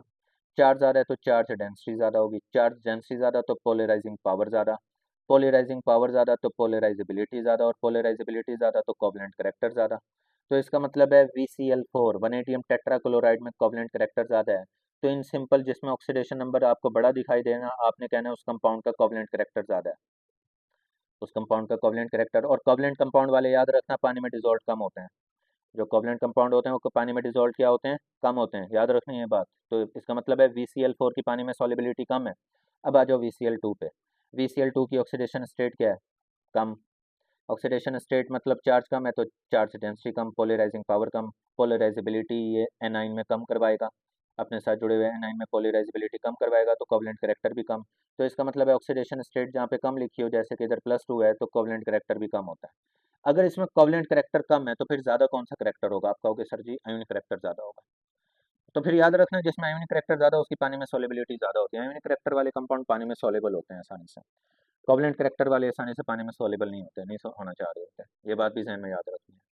और याद रखना है इनकी एसिडिक और बेसिक नेचर भी जो होती है ना, वो डायरेक्टली प्रोपोर्शनल होती है ऑक्सीडेशन नंबर के। अब गौर से बात सुनो, गौर से बात समझ लेना। इधर ये जो मैग्नीज है ना, ऑक्सीडेशन स्टेट इसकी अगर आप निकालो, मैं निकाल के भी दिखा देता हूँ। मैग्नीज मैग्नीज की ऑक्सीडेशन स्टेट एक्सपोज कर लो, 2 मैग्नीज हैं तो 2 से मल्टीप्लाई। एक ऑक्सीजन की ऑक्सीडेशन स्टेट -2 होती है तो 7 ऑक्सीजन की कितनी होगी? -14, -14, और is equal to 0। Sum of oxidation state किसी न्यूट्रल कंपाउंड में 0 के इक्वल होता है। मैग्नीज की एक्सपोज की ऑक्सीडेशन स्टेट 2 मैग्नीज थे, 2 से मल्टीप्लाई, एक ऑक्सीजन की -2 होती है तो 7 ऑक्सीजन की -14 इज इक्वल टू 0। -14 इक्वल के इधर आके कितना हो जाएगा? प्लस का 14, और 2 मल्टीप्लाई और इधर लाके 14 पे डिवाइड करें, बताओ मैग्नीज की ऑक्सीडेशन स्टेट कितनी निकलाई? 7। अब ऑक्सीडेशन स्टेट है बड़ी, तो ऑक्सीडेशन स्टेट बड़ी होने का मतलब है कि चार्ज ज़्यादा है। चार्ज ज़्यादा तो चार्ज डेंसिटी भी मैग्नीज की ज़्यादा होगी, पोलराइजिंग पावर भी ज़्यादा होगी। तो ये अपने साथ जुड़े हुए एनाइन ऑक्सीजन में पोलराइजेबिलिटी भी ज़्यादा करवाएगा, और जहाँ पे पोलराइजेबिलिटी ज़्यादा हो जाए ना, वहाँ पे कोवलेंट करेक्टर भी जनरेट ज़्यादा होता है। तो इसका मतलब है यहाँ पे कोवलेंट करेक्टर ज़्यादा है। जहाँ पे कोवलेंट करेक्टर ज़्यादा हो उसे एसिडिक कंपाउंड बोलते हैं, वो उस ऑक्साइड को एसिडिक ऑक्साइड बोलते हैं। याद रखना कि सर ने कहा था कि अगर कोवलेंट करेक्टर ज़्यादा हो तो कोवलेंट करेक्टर डायरेक्टली प्रोपोर्शनल होता है एसिडिक करेक्टर के। तो इसका कोवलेंट करेक्टर ज़्यादा और एसिडिक करेक्टर ज़्यादा। अब इधर आ जाओ, मैग्नीज की ऑक्सीडेशन स्टेट +2 है, मतलब कम है। चार्ज कम, चार्ज डेंसिटी कम, पोलराइजिंग पावर कम, अपने साथ जुड़े हुए एनाइन ऑक्सीजन में पोलराइजेबिलिटी कम करवाएगा, तो इसका कोवलेंट करेक्टर कम। अगर कोवलेंट करेक्टर कम होगा तो इसका आयोनिक करेक्टर क्या होगा? ज़्यादा। और जिसके आयोनिक करेक्टर ज़्यादा होते हैं दिमाग में बिठा लो, उसके बेसिक करेक्टर ज़्यादा होते हैं। जिसके आयोनिक करेक्टर ज़्यादा होते हैं जो याद रख लो, उसके बेसिक करेक्टर ज़्यादा होते हैं। तो ये आयोनिक करेक्टर भी ज़्यादा है, बेसिक करेक्टर भी ज़्यादा है, ये पानी में आसानी से डिजोल्व हो जाएगा, लेकिन ये वाला पानी में आसानी से डिजोल्व नहीं होगा। ओके होगी बात, पता लगी है ये? ठीक है। उसके बाद जी, कलर्ड कॉम्प्लेक्सेस में ट्रांजिशन एलिमेंट कलर्ड शो करते हैं। पहले तो ये 3 एमसीक्यूज याद रखो ना छोटे से, कि अगर ट्रांजिशन एलिमेंट पे लाइट आके सारी एब्जॉर्ब हो जाए तो ट्रांजिशन एलिमेंट दिखाई कैसा देगा? ब्लैक। अगर सारी लाइट रिफ्लेक्ट हो जाए तो वो वाइट दिखाई देगा, लेकिन अगर कुछ लाइट एब्जॉर्ब हो जाए और कुछ रिफ्लेक्ट हो जाए तो वो ट्रांजिशन एलिमेंट की अपीयरेंस जो होगी वो कलर्ड दिखाई देगी। ओके, ये 3 एमसीक्यूज पहले याद रहे। अब सुनो, ये कंडीशन याद रखो कि अगर ट्रांजिशन एलिमेंट फुली फिल्ड हो, सॉरी ट्रांजिशन एलिमेंट का डी फुली फिल्ड हो या डी एम्प्टी हो, डी फुली फिल्ड या डी एम्प्टी हो, तो वो ट्रांजिशन एलिमेंट या वो आइन, ट्रांजिशन एलिमेंट का आइन या वो आइन अगर सोल्यूशन में मौजूद हो तो वो कलरलेस होता है। फॉर एग्जांपल जिंक+2 जो होता है उसका डी जो होता है ना, उसका डी फुली फिल्ड होता है, वो कलरलेस होता है। लेकिन अगर डी पार्शली फिल्ड हो तो कलर शो होते हैं, जैसे कॉपर+2 का डी पार्शली फिल्ड है, 9 इलेक्ट्रॉन है, तो कलर शो होगा। ठीक है, और इस कॉपर 2 का मैं बता भी देता हूँ, कलर आमतौर पे ब्लू शो हो रहा होता है। इसके सोल्यूशन के कलर आमतौर पे ब्लू बोले जा रहे होते हैं। तो ये रूल याद रखो कि कलरलेस कब होता है? जब डी फुली फिल्ड एम्प्टी, और कलर्ड कब होता है? जब डी क्या हो? जब डी क्या हो आपके पास?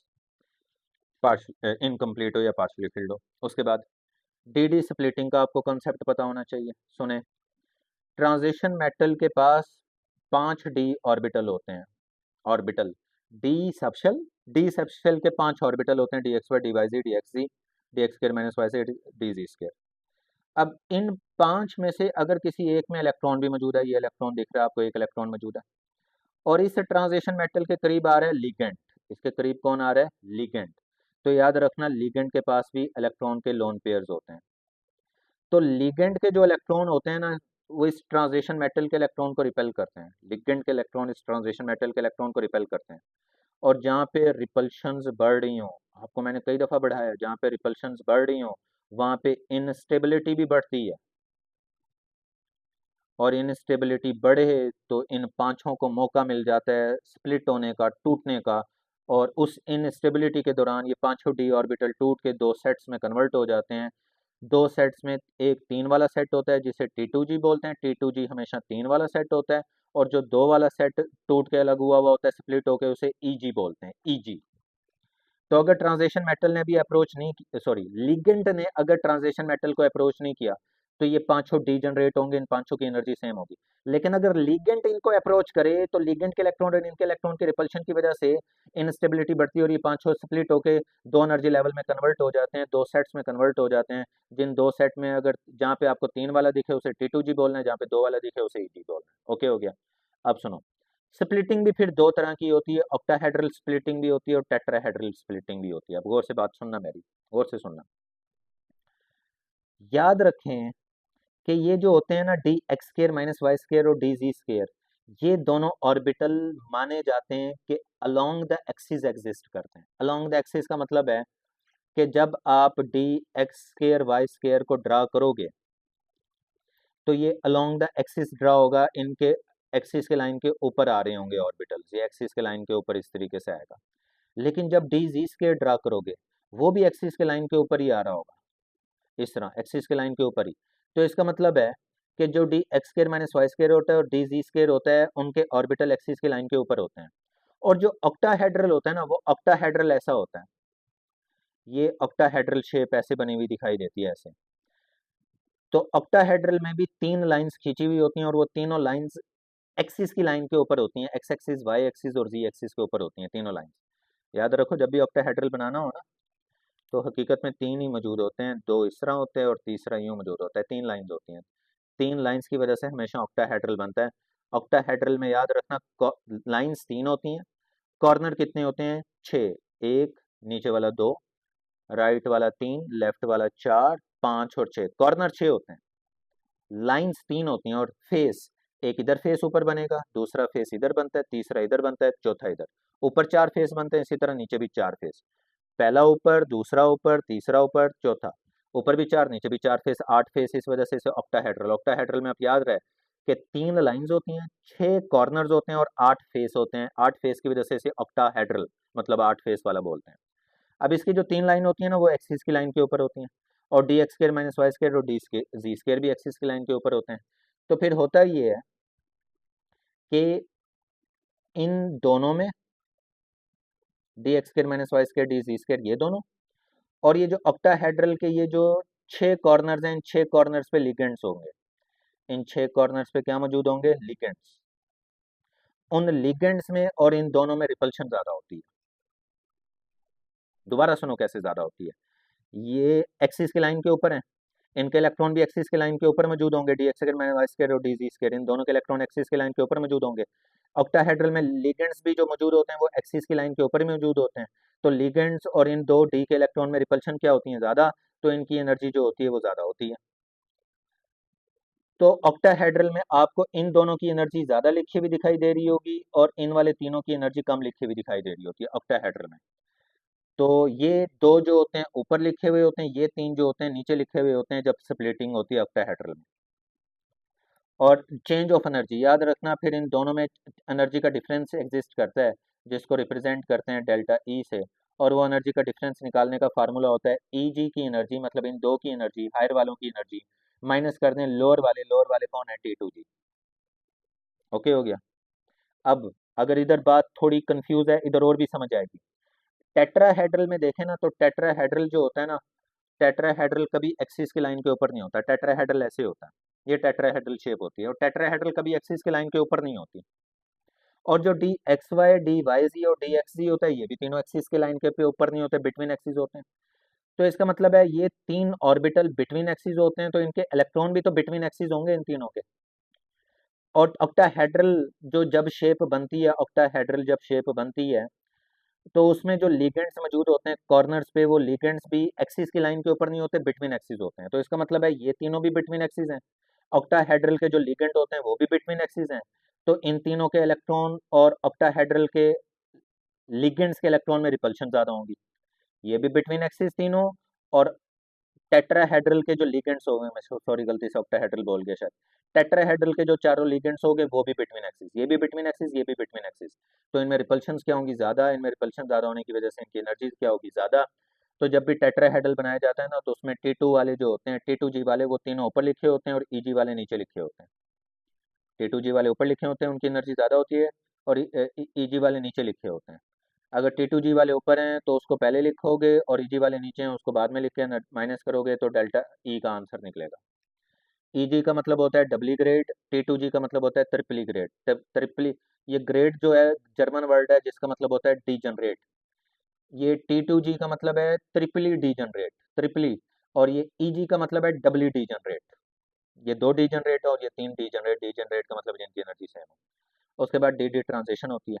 जाहिर है लाइट इस इलेक्ट्रॉन को सॉरी, जब स्प्लिटिंग हो चुकी है ना, तो स्प्लिटिंग के बाद इलेक्ट्रॉन हमेशा जाने को प्रेफर करता है लोअर लोअर एनर्जी वालों में। लोअर एनर्जी वाले पे अगर लाइट आके लगे, तो वो लोअर एनर्जी में जो इलेक्ट्रॉन गया हुआ है वो लाइट को एब्जॉर्ब करेगा, और एब्जॉर्ब करके हायर एनर्जी वाले में चला जाएगा, मतलब टी टू डी से जंप करके ईजी में चला जाएगा, टी टू जी से जंप करके ईजी में चला जाएगा। तो इसे बोलते हैं कि डी डी ट्रांजिशन होगी। ये तब हुई होगी जब इस पे लाइट की वेवलेंथ आके हिट की होगी और इसने लाइट को क्या किया होगा? एब्जॉर्ब किया होगा। अच्छा, कितनी लाइट एब्जॉर्ब की होगी? जितना इधर एनर्जी का गैप होगा उतनी लाइट की वेवलेंथ इसने एब्जॉर्ब की होगी। अब फिर हमें पता कैसे लगेगा कलर क्या होगा? तो वो हम ये कलरिंग यूज करते हैं। कलरिंग में हम याद रखते हैं वेब की ओर, violet, blue, green, yellow, orange, red, यूं हम एक रिंग बनाते हैं। रिंग में ये आ जाता है वॉयलेट, ये आ जाता है ब्लू, ये आ जाता है ग्रीन, ये येलो, ये ऑरेंज और ये रेड। अगर कोई कंपाउंड लेट से हेक्सा एक्वा टाइटेनियम है, अगर कोई कंपाउंड एब्जॉर्ब करता है येलो, तो येलो एब्जॉर्ब अगर करेगा तो फिर कलर शो कौन सा हो रहा होगा, ऑब्जर्व कलर कौन सा हमें दिखाई दे रहा होगा, वो वॉयलेट दिखाई दे रहा होगा, क्योंकि जो एब्जॉर्ब है उसका ऑपोजिट कलर आपको दिखाई दे रहा होता है। अगर लेट से किसी ने ग्रीन एब्जॉर्ब किया होता तो ग्रीन का ऑपोजिट ऑरेंज दिख रहा होता।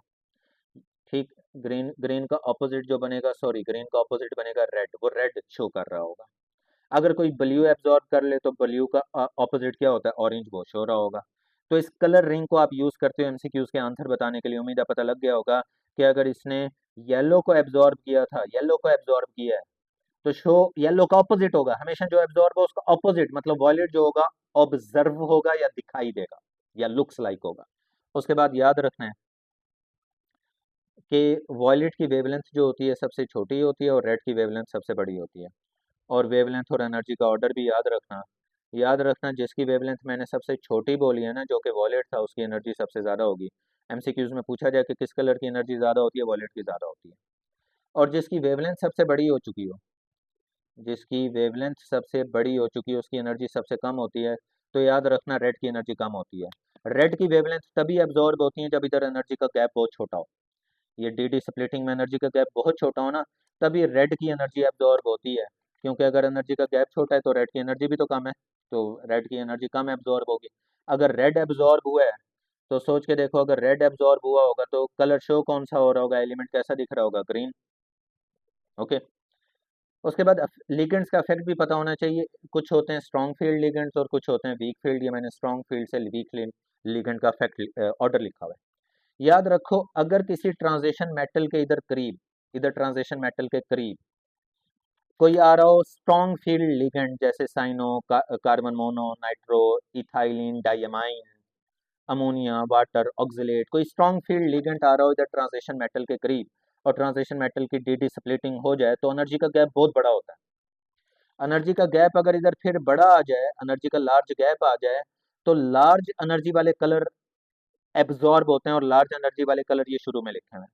लेकिन अगर इनमें से कोई weak field ligand transition metal को अप्रोच कर रहा हो, डी डी स्प्लिटिंग करवा रहा हो, क्योंकि लिगेंड के करीब आता है तभी तो स्प्लिटिंग होती है, लिगेंड करीब ही नहीं आएगा, स्प्लिटिंग कहाँ से होगी, कहीं नहीं, कोई नहीं होगी स्प्लिटिंग। तो अगर weak field ligand transition metal के करीब आ रहे हो, डी डी स्प्लिटिंग हुई है, तो फिर वो एनर्जी का गैप कम जनरेट करवाता है। वीक फील्ड लिगेंड इधर एनर्जी का गैप कम जनरेट करवाता है, और अगर एनर्जी का गैप कम होगा तो कम एनर्जी वाले कलर एब्जॉर्ब होंगे, लाइक ऑरेंज रेड, कम एनर्जी वाले कलर एब्जॉर्ब होंगे। और वही बातें मैंने इधर भी लिखी हुई हैं। ये देखो, ये एक रिएक्शन है। ये देखो, 6 वाटर है ना, वाटर को अमोनिया रिप्लेस कर रहे हैं। 6 वाटर में से जी कितने निकल गए, 4 वाटर निकल गए हैं बाहर, और उन 4 वाटर की जगह ये 4 अमोनिया आके जुड़ गए हैं। अब गौर से देखो, अमोनिया स्ट्रॉन्ग फील्ड लिगेंड है, वाटर वीक है, तो इसका मतलब है वीक फील्ड लिगेंड को स्ट्रॉन्ग वाला निकाल रहा है। इधर वाटर वीक फील्ड लिगेंड है, उसको स्ट्रॉन्ग फील्ड लिगेंड ने निकाल के खुद आके जगह ले लिया। अगर ये वीक फील्ड लिगेंड था तो डेल्टा ई की वैल्यू भी तो कम होगी, कम एनर्जी वाला कलर जो होगा वो शो होगा, ऐसे है ना, कम एनर्जी वाला कलर एब्जॉर्ब होगा ना। लेकिन अगर स्ट्रॉन्ग फील्ड लिगेंड इसके अंदर आके जुड़ गया, लाइक स्ट्रॉन्ग फील्ड लिगेंड कौन आके जुड़ा है, अमोनिया, तो अब तो एनर्जी का क्या बढ़ जाएगा, डी डी स्प्लिटिंग में डेल्टा ई की वैल्यू बढ़ जाएगी, तो कलर भी तो फिर ज़्यादा एनर्जी वाला शो होना चाहिए। तो पहले कम एनर्जी वाला कलर शो हो रहा है ब्लू, फिर ज़्यादा एनर्जी वाला कलर शो हो रहा है वॉयलेट। जब स्ट्रॉन्ग फील्ड लिगेंड आके जुड़ा है ना, स्ट्रॉन्ग फील्ड, डेल्टा ई की वैल्यू बढ़ रही है, तो ज़्यादा एनर्जी वाला कलर वॉयलेट दिख रहा है, हालांकि पहले कम एनर्जी वाला कलर ब्लू दिखाई दे रहा था। ऐसे है कि नहीं है? तो ये कॉन्सेप्ट आपको याद रहना चाहिए। और उसके बाद होते हैं मेल्टिंग और बॉइलिंग पॉइंट। ट्रांजिशन मेटल के मेल्टिंग और बॉइलिंग पॉइंट आमतौर पे डायरेक्टली प्रोपोर्शनल, सबसे पहले generally directly proportional unpaired electron के होते हैं। Melting boiling point directly proportional metallic bond की स्ट्रेंथ के भी होते हैं। Melting boiling point directly proportional होते हैं unpaired delocalize electron, delocalize electron जो अपनी पोजीशन चेंज कर सकें और बॉन्डिंग में पार्टिसिपेट कर सकें। जितने ज़्यादा डीलोकलाइज इलेक्ट्रॉन होते हैं जो अपने पोजीशन चेंज कर पाते हैं, वो उतनी ज़्यादा बॉन्डिंग में भी पार्टिसिपेट कर पाते हैं, और उतने ज़्यादा मेल्टिंग बॉइलिंग पॉइंट भी होता है। पैकिंग पे भी डिपेंड करता है, अगर पैकिंग है कॉम्पैक्ट एटम करीब करीब जुड़े हुए हैं तो मेल्टिंग पॉइंट ज़्यादा होता है। पैकिंग पे भी melting point boiling point depend करता है। बाइंडिंग एनर्जी मतलब जितने ज़्यादा अनपेड इलेक्ट्रॉन होते हैं ना, वो ट्रांजिशन मेटल उतनी ज़्यादा बाइंड करती है, दूसरों से जुड़ती है।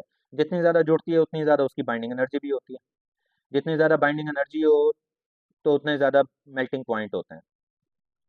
मतलब जितने अनपेड इलेक्ट्रॉन उतनी बाइंडिंग कैपेसिटी, दूसरों से जुड़ने की कैपेसिटी, उतनी ज़्यादा बाइंडिंग एनर्जी और मेल्टिंग बॉइलिंग पॉइंट।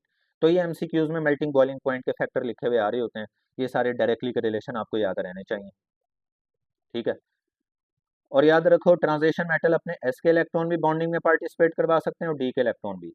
एस के जो इलेक्ट्रॉन होंगे और डी के जो इलेक्ट्रॉन होंगे दोनों को बॉन्डिंग में पार्टिसिपेट करवा सकते हैं, इस वजह से इनके ज़्यादा बॉन्ड भी बनते हैं, ज़्यादा तादाद में बॉन्ड्स बनते हैं। अब इधर गौर करो, मैंने लिखा था generally melting point directly proportional होता है अनपेड इलेक्ट्रॉन के। अनपेड इलेक्ट्रॉन ज़्यादा कहाँ पे पढ़ाए गए हैं? पीछे देखो, अनपेड इलेक्ट्रॉन मैंने आपको ज़्यादा कहाँ पे पढ़ाए हैं? मैंने पढ़ाए हैं अनपेड इलेक्ट्रॉन ज़्यादा मैग्नीज में और क्रोमियम में। उनके डी में 5-5 इलेक्ट्रॉन थे, क्रोमियम और मैग्नीज। तो बच्चा कहता है सर इस वाले फैक्टर की बेस पे अगर सोचा जाए, अनपेड इलेक्ट्रॉन की बेस पे, तो समझ ये आती है क्रोमियम और मैग्नीज का मेल्टिंग बॉइलिंग पॉइंट हाई होना चाहिए, और ग्राफ में क्रोमियम और मैग्नीज सबसे ऊंचे होने चाहिए, उनका मेल्टिंग बॉइलिंग पॉइंट हाई होना चाहिए। लेकिन ये दोनों एक्सेप्शनल केस हैं, और अब सुनो इनका एक्सेप्शनल केस क्या है। एक्सेप्शनल केस ये है कि इनका डी जो है हाफ फिल्ड है, क्रोमियम के डी में 5 है, मैग्नीज के डी में भी 5 है। डी में 5 होने की वजह से ये स्टेबल हुए हैं। स्टेबल होने की वजह से इनके बॉन्ड बनाने की टेंडेंसी कम हो गई है। जो स्टेबल चीज़ हो ना, बॉन्ड नहीं बनाना चाह रही है, तो कहते हैं मैं पहले ही स्टेबल हूँ, बॉन्ड किस बात के बनाऊँ। तो अगर बॉन्ड बनाने की इनकी टेंडेंसी कम हो गई है, बॉन्ड बनाने ही नहीं चाह रहे, तो इनके मेल्टिंग बॉइलिंग पॉइंट भी तो कम हो जाएंगे। तो याद रखना क्रोमियम और मैग्नीज जनरल बिहेवियर सोचा जाए तो मेल्टिंग बॉइलिंग पॉइंट ज़्यादा होना चाहिए था, क्योंकि अनपेड इलेक्ट्रॉन ज़्यादा हैं। लेकिन एक्सेप्शनल केस ये अप्लाई हो गया कि डी हाफ फील्ड था, स्टेबल होने की वजह से बॉन्ड बनाने की टेंडेंसी कम हो गई। बॉन्ड बनाने की टेंडेंसी कम हो गई तो मेल्टिंग बॉइलिंग पॉइंट भी क्या हो गया, कम हो गया। तो क्रोमियम और मैग्नीज का मेल्टिंग बॉइलिंग पॉइंट कम लिखा हुआ है, ये ग्राफ में कम लिखा हुआ दिखेगा। इन दोनों का ग्राफ आपको नीचे आता है, ये दिखेगा ग्राफ इन दोनों का नीचे आता हुआ। ओके, ये मेल्टिंग पॉइंट का ग्राफ नीचे आया हुआ है, ये बॉइलिंग पॉइंट का ग्राफ इनका नीचे आया हुआ है। अच्छा, अब तो फिर ये क्रोमियम और मैग्नीज, क्रोमियम और मैग्नीज से पीछे फिर कौन सी चीज होती है? वनेडियम। तो फिर वनेडियम में माना जाता है कि वनेडियम के अनपेड इलेक्ट्रॉन की बेस पे जवाब दे लिया जाता है कि वनेडियम का मेल्टिंग और बॉइलिंग पॉइंट ज्यादा होगा। तो 3D सीरीज का अगर एमसीक्यूज आए कि मेल्टिंग बॉइलिंग पॉइंट ज्यादा किसका है, तो वनेडियम का आंसर देना। ओके, बॉइलिंग पॉइंट भी और मेल्टिंग पॉइंट भी वनेडियम का ज्यादा होता है। वनेडियम की पीक जो होती है वो सबसे ऊंची इधर भी दिखाई देगी, इधर भी दिखाई देगी। अच्छा, फिर ट्रेंड क्या होगा? पहले पहले तो जनरल ट्रेंड भी याद रखना। मैंने अभी आपको इधर पीछे बताया था, इधर जनरल ट्रेंड भी आपके जहन में याद रहना चाहिए, वो भी मत भूलना। पहले अनपेड इलेक्ट्रॉन अगर बढ़ रहे थे तो मेल्टिंग बॉइलिंग पॉइंट बढ़ना चाहिए, फिर अनपेड इलेक्ट्रॉन कम हो गए तो मेल्टिंग बॉइलिंग पॉइंट कम होना चाहिए। जनरल ट्रेंड पहले जहन में रहे। अनपेड इलेक्ट्रॉन बढ़े, मेल्टिंग बॉइलिंग पॉइंट बढ़ा। अनपेड इलेक्ट्रॉन कम हो गए, मेल्टिंग बॉइलिंग पॉइंट कम हो गया। लेकिन फिर दो एक्सेप्शनल केस आ गए बीच में। वो एक्सेप्शनल केस कौन आ गए जी? वो एक्सेप्शनल केस आ गए मैग्नीज और क्रोमियम डी फुली फिल्ड होने की वजह से। तो फिर मैग्नीज और क्रोमियम की जगह किसका मेल्टिंग बॉइलिंग पॉइंट ज़्यादा निकलता है? वनेडियम का। और 5D सीरीज़ की वैसे ज़रूरत तो नहीं पड़ती, लेकिन वैसे ही बता देता हूँ, 5D सीरीज़ में मेल्टिंग पॉइंट सबसे ज़्यादा टंगस्टन का ज़्यादा निकलता है। ओके हो गया। जनरल ट्रेंड याद रहेगा ना कि सर ने कहा था अनपेड इलेक्ट्रॉन बढ़े मेल्टिंग बॉइलिंग पॉइंट बढ़ गया, अनपेड इलेक्ट्रॉन कम है मेल्टिंग बॉइलिंग पॉइंट कम, ये जनरल ट्रेंड। फिर एक्सेप्शनल केस क्रोमियम में मैग्नीज स्टेबल कॉन्फ़िगरेशन की वजह से बॉन्ड नहीं बनाना चाह रहे, मेल्टिंग बॉइलिंग पॉइंट कम हो गया, और इनकी जगह ज़्यादा किसका हो गया? वनेडियम का। फिर उसके बाद binding energy. Binding energy directly proportional होती है नंबर ऑफ अनपेड इलेक्ट्रॉन के, डायरेक्टली प्रोपोर्शनल होती है मेटेलिक बॉन्ड के स्ट्रेंथ के, डायरेक्टली हार्डनेस के, टफनेस के, मेल्टिंग और बॉइलिंग पॉइंट के। तो जितने ज्यादा अनपेड इलेक्ट्रॉन होंगे ना, उतने ज्यादा बाइंडिंग होगी, एटम उतना ज्यादा दूसरों से जुड़ेगा, उतने मेटेलिक बॉन्ड स्ट्रॉन्ग बनेगा, उतनी ज्यादा हार्डनेस, टफनेस और मेल्टिंग बॉइलिंग पॉइंट होगी। और अनपेड इलेक्ट्रॉन कब तक बढ़ते हैं? Middle of 3D series. और फिर अनपेड इलेक्ट्रॉन कम होना शुरू हो जाते हैं, पहले अनपेड इलेक्ट्रॉन बढ़ते हैं फिर कम होने लग जाते हैं। तो जनरल ट्रेंड तो इधर भी यही समझ आता है कि अनपेड इलेक्ट्रॉन अगर बढ़े हैं तो कहाँ तक बढ़े हैं? क्रोमियम और मैग्नीज तक। तो बाइंडिंग एनर्जी किसकी ज्यादा होनी चाहिए? क्रोमियम और मैग्नीज की। लेकिन इधर फिर से एक्सेप्शनल केस आ जाता है, क्रोमियम और मैग्नीज जो होता है वो तो हाफ फील्ड होता है, हाफ फील्ड होने की वजह से स्टेबल कॉन्फ़िगरेशन होती है। स्टेबल कॉन्फ़िगरेशन की वजह से वो बॉन्ड बनाना नहीं चाह रहा होता, बाइंड करना नहीं चाह रहा होता, तो इसकी बाइंडिंग एनर्जी कम हो जाती है। तो क्रोमियम और मैग्नीज का एक्सेप्शनल केस है, बाइंडिंग एनर्जी कम है स्टेबल कॉन्फ़िगरेशन की वजह से। तो फिर क्रोमियम मैग्नीज की जगह किसकी बाइंडिंग एनर्जी ज़्यादा निकल रही होती है? वनेडियम की। वही सेम बात आ जाएगी जो पीछे अभी मैंने समझाई है। ओके हो गया, याद रहेगी ना वो बात? और उसके बाद आ जाओ जी कोवलेंट रेडियाई पे। अब याद रखो, सबसे पहला ट्रांजिशन एलिमेंट मैंने आपको पढ़ाया था स्कैंडियम, जिसके न्यूक्लियस में कितने प्रोटॉन होंगे? 11। और उसके इधर 4s में 2 इलेक्ट्रॉन होंगे। अ, उसके पहले इधर G4s आ गया, बल्कि पहले बनाना चाहिए उसके न्यूक्लियस में 21 प्रोटॉन, इधर उसके डी में 1 इलेक्ट्रॉन होता है और 4s में 2 इलेक्ट्रॉन होते हैं। 3d में 1 इलेक्ट्रॉन होता है, 4s में 2। स्कैंडियम के बाद कौन आ जाता है? टाइटेनियम। टाइटेनियम के न्यूक्लियस में कितने प्रोटॉन होते हैं? 22। उसके डी में कितने इलेक्ट्रॉन होते हैं? 2। और उसके एस में कितने इलेक्ट्रॉन होते हैं? एस में भी 2 इलेक्ट्रॉन होते हैं। टाइटेनियम के बाद कौन आ जाता है? वनेडियम। वनेडियम के न्यूक्लियस में कितने प्रोटॉन हो जाते हैं? 23। और डी में कितने इलेक्ट्रॉन होते हैं? 3। और उसके एस में कितने इलेक्ट्रॉन होते हैं? 2। फिर आ जाता है जी वनेडियम के बाद कौन आ जाता है? क्रोमियम। क्रोमियम के न्यूक्लियस में कितने प्रोटॉन होते हैं? 24। उसके डी में इलेक्ट्रॉन होते हैं 1 2 3 4 5। और एस में इलेक्ट्रॉन उसके एक ही होता है, डी में 5 इलेक्ट्रॉन होते हैं। ये क्रोमियम आ गया। अब गौर से सुनो, याद रखो शुरू में न्यूक्लियस में प्रोटॉन भी बढ़ रहे हैं, एक एक प्रोटॉन बढ़ रहा है।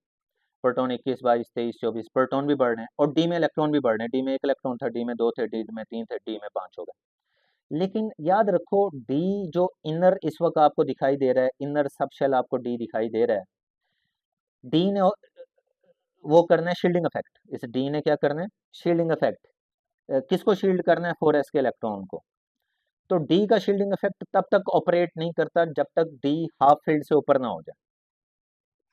तो बताओ, इधर डी में 1 इलेक्ट्रॉन है, डी में 2 इलेक्ट्रॉन है, डी में 3 इलेक्ट्रॉन है, डी में 5 इलेक्ट्रॉन है, डी का शील्डिंग इफेक्ट क्या ऑपरेट कर रहा होगा? डी के न्यूक्लियस की वैलेंस शेल के इलेक्ट्रॉन पे अट्रैक्शन कम कर पा रहा होगा? नहीं। जब तक डी हाफ फील्ड से ऊपर ना हो जाए डी का शील्डिंग इफेक्ट काम नहीं करता। तो डी का शील्डिंग इफेक्ट तो काम नहीं कर रहा, लेकिन न्यूक्लियस में तो एक प्रोटॉन बढ़ रहा है, तो न्यूक्लियस का प्रोटॉन तो काम करेंगे। न्यूक्लियस का न्यूक्लियर चार्ज तो वैलेंस इलेक्ट्रॉन मतलब 4s पे बढ़ जाएगा। तो ये बात इधर मैंने लिखी हुई है कि स्कैंडियम से लेके वनेडियम तक न्यूक्लियर चार्ज जो होता है इंक्रीज हो रहा होता है, न्यूक्लियस का वैलेंस इलेक्ट्रॉन पे अट्रैक्शन बढ़ रही होती है, डी का शील्डिंग इफेक्ट काम नहीं कर पा रहा होता, जिसकी वजह से शेल श्रिंक हो जाते हैं और एटॉमिक साइज क्या हो रहा होता है? डिक्रीज हो रहा होता है। दोबारा मेरी बात गौर से सुन लो और दिमाग में बिठा लो, न्यूक्लियस में एक एक प्रोटॉन बढ़ रहा है, इनर सब शेल डी में एक एक इलेक्ट्रॉन भी बढ़ रहा है, लेकिन इनर सब शेल डी का फिलहाल शील्डिंग इफेक्ट काम नहीं कर पा रहा।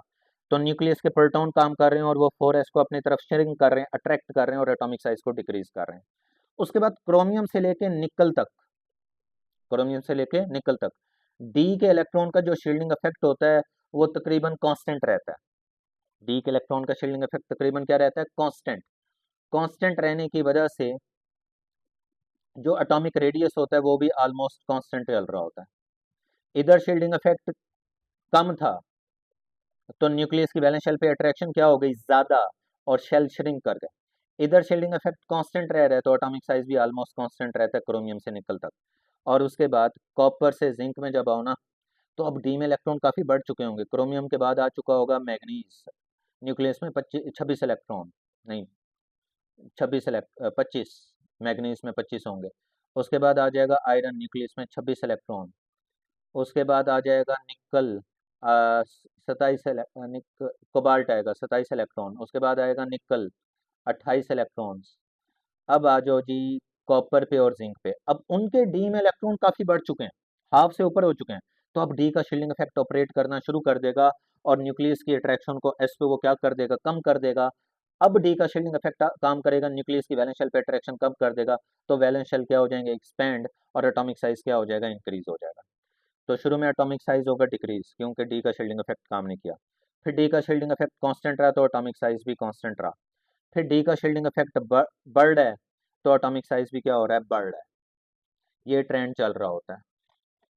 ये देखो ग्राफ देखो, एटॉमिक साइज या कोवलेंट साइज पहले कम हो रहा है, फिर ज़रा कांस्टेंट चल रहा है, वैल्यूज कांस्टेंट है, 128 27 26 25 24, एक एक का फर्क चल रहा है, 28 27 26 24 25 ऑलमोस्ट कांस्टेंट है। फिर एटॉमिक साइज बढ़ना शुरू हो गया, 34 पे चला गया। तो पहले साइज हो रहे होते हैं कम, फिर ऑलमोस्ट कांस्टेंट, और फिर बढ़ने लग जाते हैं। आयोनिक रेडियस के साथ भी ऑलमोस्ट सेम ही होता है, ऑलमोस्ट मैं बोल रहा हूँ, एग्जैक्टली सेम नहीं होता, क्योंकि आयोनिक रेडियस पे साइज जो होता है वो ऑक्सीडेशन स्टेट पे भी डिपेंड करता है। बस ये याद रख लेना, अगर ऑक्सीडेशन स्टेट कम होगी तो साइज जो होगा वो बड़ा होगा, अगर ऑक्सीडेशन स्टेट बढ़ गई, ज्यादा इलेक्ट्रॉन लूज हो गया, ज्यादा इलेक्ट्रॉन, तो साइज छोटा हो जाएगा। कोई कैटाइन जितना इलेक्ट्रॉन लूज ज्यादा कर देता है ना, उसका साइज उतना छोटा हो जाता है। आयरन प्लस 3 का साइज छोटा होता है, आयरन प्लस 2 का साइज बड़ा होता है। तो ये आयोनिक रेडियस में ये कुछ बातें आपने याद रख लेनी है। उसके बाद आ जाना मैग्नेटिक बिहेवियर पे। तीन मैग्नेटिक बिहेवियर पता हूँ, पैरामैग्नेटिक, फेरोमैग्नेटिक, डाया। पैरा का मतलब होता है कि transition metal weekly attracted by strong external magnetic field. Transition element is weekly attracted by strong external magnetic field. और ये कब स्ट्रॉन्ग एक्सटर्नल मैग्नेटिक फील्ड से वीकली अट्रैक्ट होगी? जब अनपेयर्ड इलेक्ट्रॉन होंगे। जब बाहर की मैग्नेटिक फील्ड ट्रांजिशन मेटल पे अप्लाई करते हो ना, तो ट्रांजिशन मेटल के इलेक्ट्रॉन टेम्परेरली बाहर की मैग्नेटिक फील्ड के अकॉर्डिंग अलाइन हो जाते हैं, रैंडम से जरा पैरेलल और अरेंजमेंट में आ जाते हैं, रैंडम से चेंज होकर पैरेलल जरा अरेंजमेंट में आ जाते हैं। लेकिन जैसे ही बाहर का मैग्नेट हटाते हो तो उस ट्रांजिशन मेटल के इलेक्ट्रॉन दोबारा रैंडमनेस में चले जाते हैं और मैग्नेटिज्म लूज कर देते हैं। तो इनका मैग्नेटिज्म जनरेट ही तब होता है जब एक्सटर्नल मैग्नेटिक फील्ड अप्लाई करो, और एक्सटर्नल मैग्नेटिक फील्ड हटाओ तो इलेक्ट्रॉन दोबारा रैंडम हो जाते हैं और मैग्नेटिज्म दोबारा खत्म हो जाता है। और इनकी मैग्नेटिक इन ट्रांजिशन मेटल्स की बाहर की मैग्नेटिक फील्ड के साथ जो अट्रैक्शन होती है बहुत ही वीक होती है, वीकली अट्रैक्टेड होती है, बहुत वीकली अट्रैक्शन। और एमसीक्यूज में पूछा जाएगा पैरामैग्नेटिक बिहेवियर मैक्सिमम, तो मैग्नीज +2 और आयरन +3, इनमें अनपेयर्ड इलेक्ट्रॉन ज्यादा होते हैं और पैरामैग्नेटिक बिहेवियर ज्यादा होता है। ये पैरामैग्नेटिक बिहेवियर का इधर आपको एक ग्राफ भी बना हुआ दिखेगा, तो ग्राफ में ज़रा गौर से देखोगे अगर आप, तो मैग्नीज +2 और आयरन +3, मैग्नीज +2 और आयरन +3 का ग्राफ काफ़ी ऊंचा आया हुआ होगा, पीक ज़्यादा होगी, पैरामैग्नेटिक बिहेवियर इनका ज़्यादा होता है। उसके बाद फेरो, फेरो का मतलब होता है strongly attracted by strong external magnetic field. ये वीकली अट्रैक्टेड थे, ये strongly attracted by strong external magnetic field.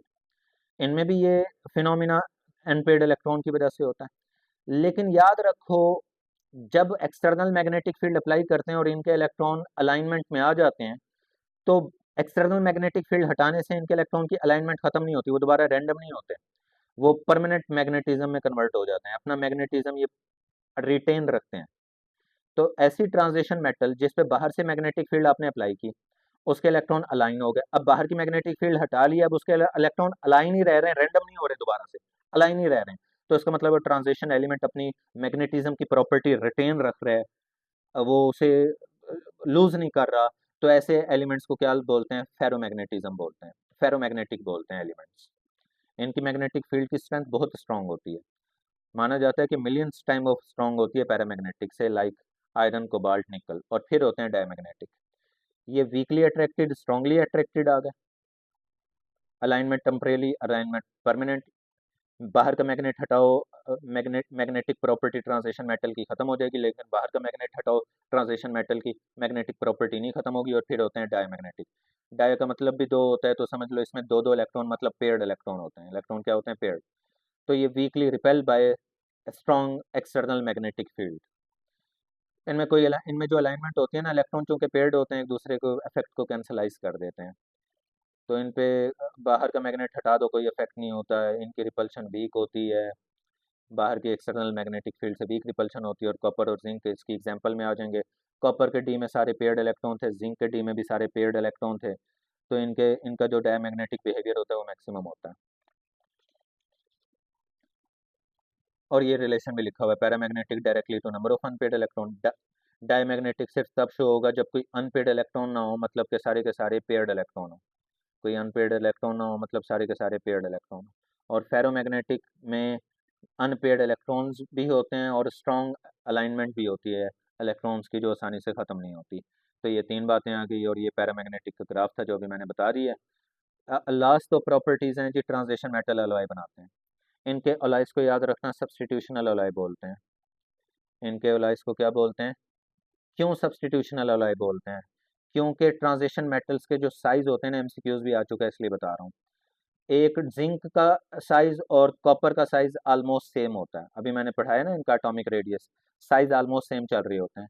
जब साइज ऑलमोस्ट सेम होना, तो एटम एक दूसरे को रिप्लेस कर देते हैं अलॉय बनाते हुए। फॉर एग्जांपल, ये जिंक के आपके पास 4 एटम है, जिंक के, और इधर आपके पास कॉपर के 4 एटम है, कॉपर के 4 एटम है। इन दोनों को आपने मेल्ट किया, कॉपर को भी और जिंक को भी, और मिक्स किया, तो कॉपर के एटम जिंक को रिप्लेस कर देंगे क्योंकि साइज सिमिलर था। ये एमसीक्यूज होता है, साइज सिमिलर होने की वजह से एटम एक दूसरे को रिप्लेस करते हैं। फर्ज कर लो एक फुटबॉल को टेनिस बॉल रिप्लेस कर लेगी, सॉरी, फुटबॉल को बास्केटबॉल रिप्लेस कर लेगी क्योंकि साइज सिमिलर है। लेकिन क्या फुटबॉल को टेनिस बॉल, छोटी वाली टेनिस बॉल रिप्लेस कर पाएगी? नहीं कर पाएगी। उस टेनिस बॉल का तो बहुत छोटा साइज होता है, फुटबॉल का बहुत बड़ा, रिप्लेस नहीं कर पा रही होगी। तो रिप्लेसमेंट जिसे सब्सटीट्यूशन भी बोलते हैं उसी वक्त पॉसिबल होती है जब साइज सिमिलर हो और तभी अलॉय बन पा रहे होते हैं। ये कुछ अलॉय की एग्जांपल लिखिए। ब्रास में कॉपर और जिंक होता है, ब्रोंज में कॉपर और टिन होता है, नाइक्रोम में निकल, क्रोमियम और आयरन होता है, स्टील में आयरन, आयरन के साथ कार्बन की परसेंटेज होती है, और क्रोमियम, मैग्नीज, निकल और सम ट्रेसिस होते हैं सल्फर, फास्फोरस और सिलिकॉन के। और लास्ट होते हैं जी ट्रांजिशन मेटल के इंटरस्टेशियल कंपाउंड्स। इंटरस्टेशियल कंपाउंड्स वो होते हैं कि हमें पता है जी ट्रांजिशन मेटल के एटम के साइज बड़े बड़े होते हैं, फुटबॉल की तरह बड़े बड़े साइज होते हैं। बड़े बड़े साइज का एक नुकसान ये होता है कि जब ये एटम आपस में जुड़ते हैं तो एटम होते हैं स्फेरिकल, फुटबॉल की तरह। जब ये फुटबॉल आपस में जुड़ेंगी तो दरमियान में खाली जगह बची हुई होंगी, क्योंकि याद रखो फुटबॉल को जोड़ो तो खाली जगह ज़्यादा होती हैं, टेनिस बॉल को जोड़ो तो दरमियान में खाली जगह कम होती हैं। तो ट्रांजिशन मेटल के एटम के साइज बड़े हैं, फुटबॉल की तरह जुड़े तो दरमियान में खाली जगह, खाली जगहों में नॉन मेटल के एटम आके एडजस्ट हो जाते हैं, like non metal like hydrogen, nitrogen, carbon, boron के एटम आके दरमियान में एडजस्ट हो जाते हैं और इंटरस्टेशियल कंपाउंड्स बन जाते हैं। तो इंटरस्टेशियल कंपाउंड क्या हुए? जिनमें बड़े ट्रांजिशन मेटल के एटम के दरमियान में नॉन मेटल के एटम छोटे छोटे आके अटैच हो जाएं, जुड़ जाएं, उन्हें इंटरस्टेशियल कंपाउंड्स बोलते हैं। इंटरस्टीज का मतलब भी होता है एम्प्टी स्पेसिस। इंटरस्टीज का मतलब एम्प्टी स्पेसिस, एम्प्टी स्पेसिस में नॉन मेटल के एटम आके एडजस्ट हुए। याद रखना है नॉन मेटल के एटम ने ट्रांजिशन मेटल के साथ कोई बॉन्ड नहीं बनाया, इस वजह से इन्हें ट्रू कंपाउंड्स नहीं बोलते। Interstitial compounds are not true compound. True compound वो होते हैं जिनमें बॉन्डिंग भी हो पा रही हो, ट्रू कंपाउंड वो होते हैं जिनमें बॉन्डिंग भी हो, इनमें कोई बॉन्डिंग नहीं हुई, इसलिए ट्रू कंपाउंड नहीं। और जो ट्रू कंपाउंड नहीं होते उनके याद रखना उनकी स्टीरियोमेट्रिक कैलकुलेशन पॉसिबल नहीं होती, इनकी स्टीरियोमेट्रिक कैलकुलेशन नहीं कर सकते। तो वो ट्रू कंपाउंड की जाती हैं जिनमें बॉन्डिंग हुई हुई हो। और इनकी एग्जांपल लिखी हुई है इंटरस्टेशियल कंपाउंड की, titanium hydride, titanium carbide, manganese nitride और मैग्नीज। बस याद रखो जो नया सिलेबस आया था ना एमडी कैट नम्स वगैरह का, उसमें सिर्फ ट्रांजिशन एलिमेंट की प्रॉपर्टीज तक ही है, आगे कॉम्प्लेक्स कंपाउंड्स नहीं है। तो कॉम्प्लेक्स कंपाउंड पे भी मत टूट पड़ना। बस यहाँ तक ये सारे, ये आपका कॉन्सेप्ट एक दफ़ा क्लियर हो गया ना, मैं गारंटी देता हूँ आपका कोई एमसीक्यूज रह नहीं जाएगा।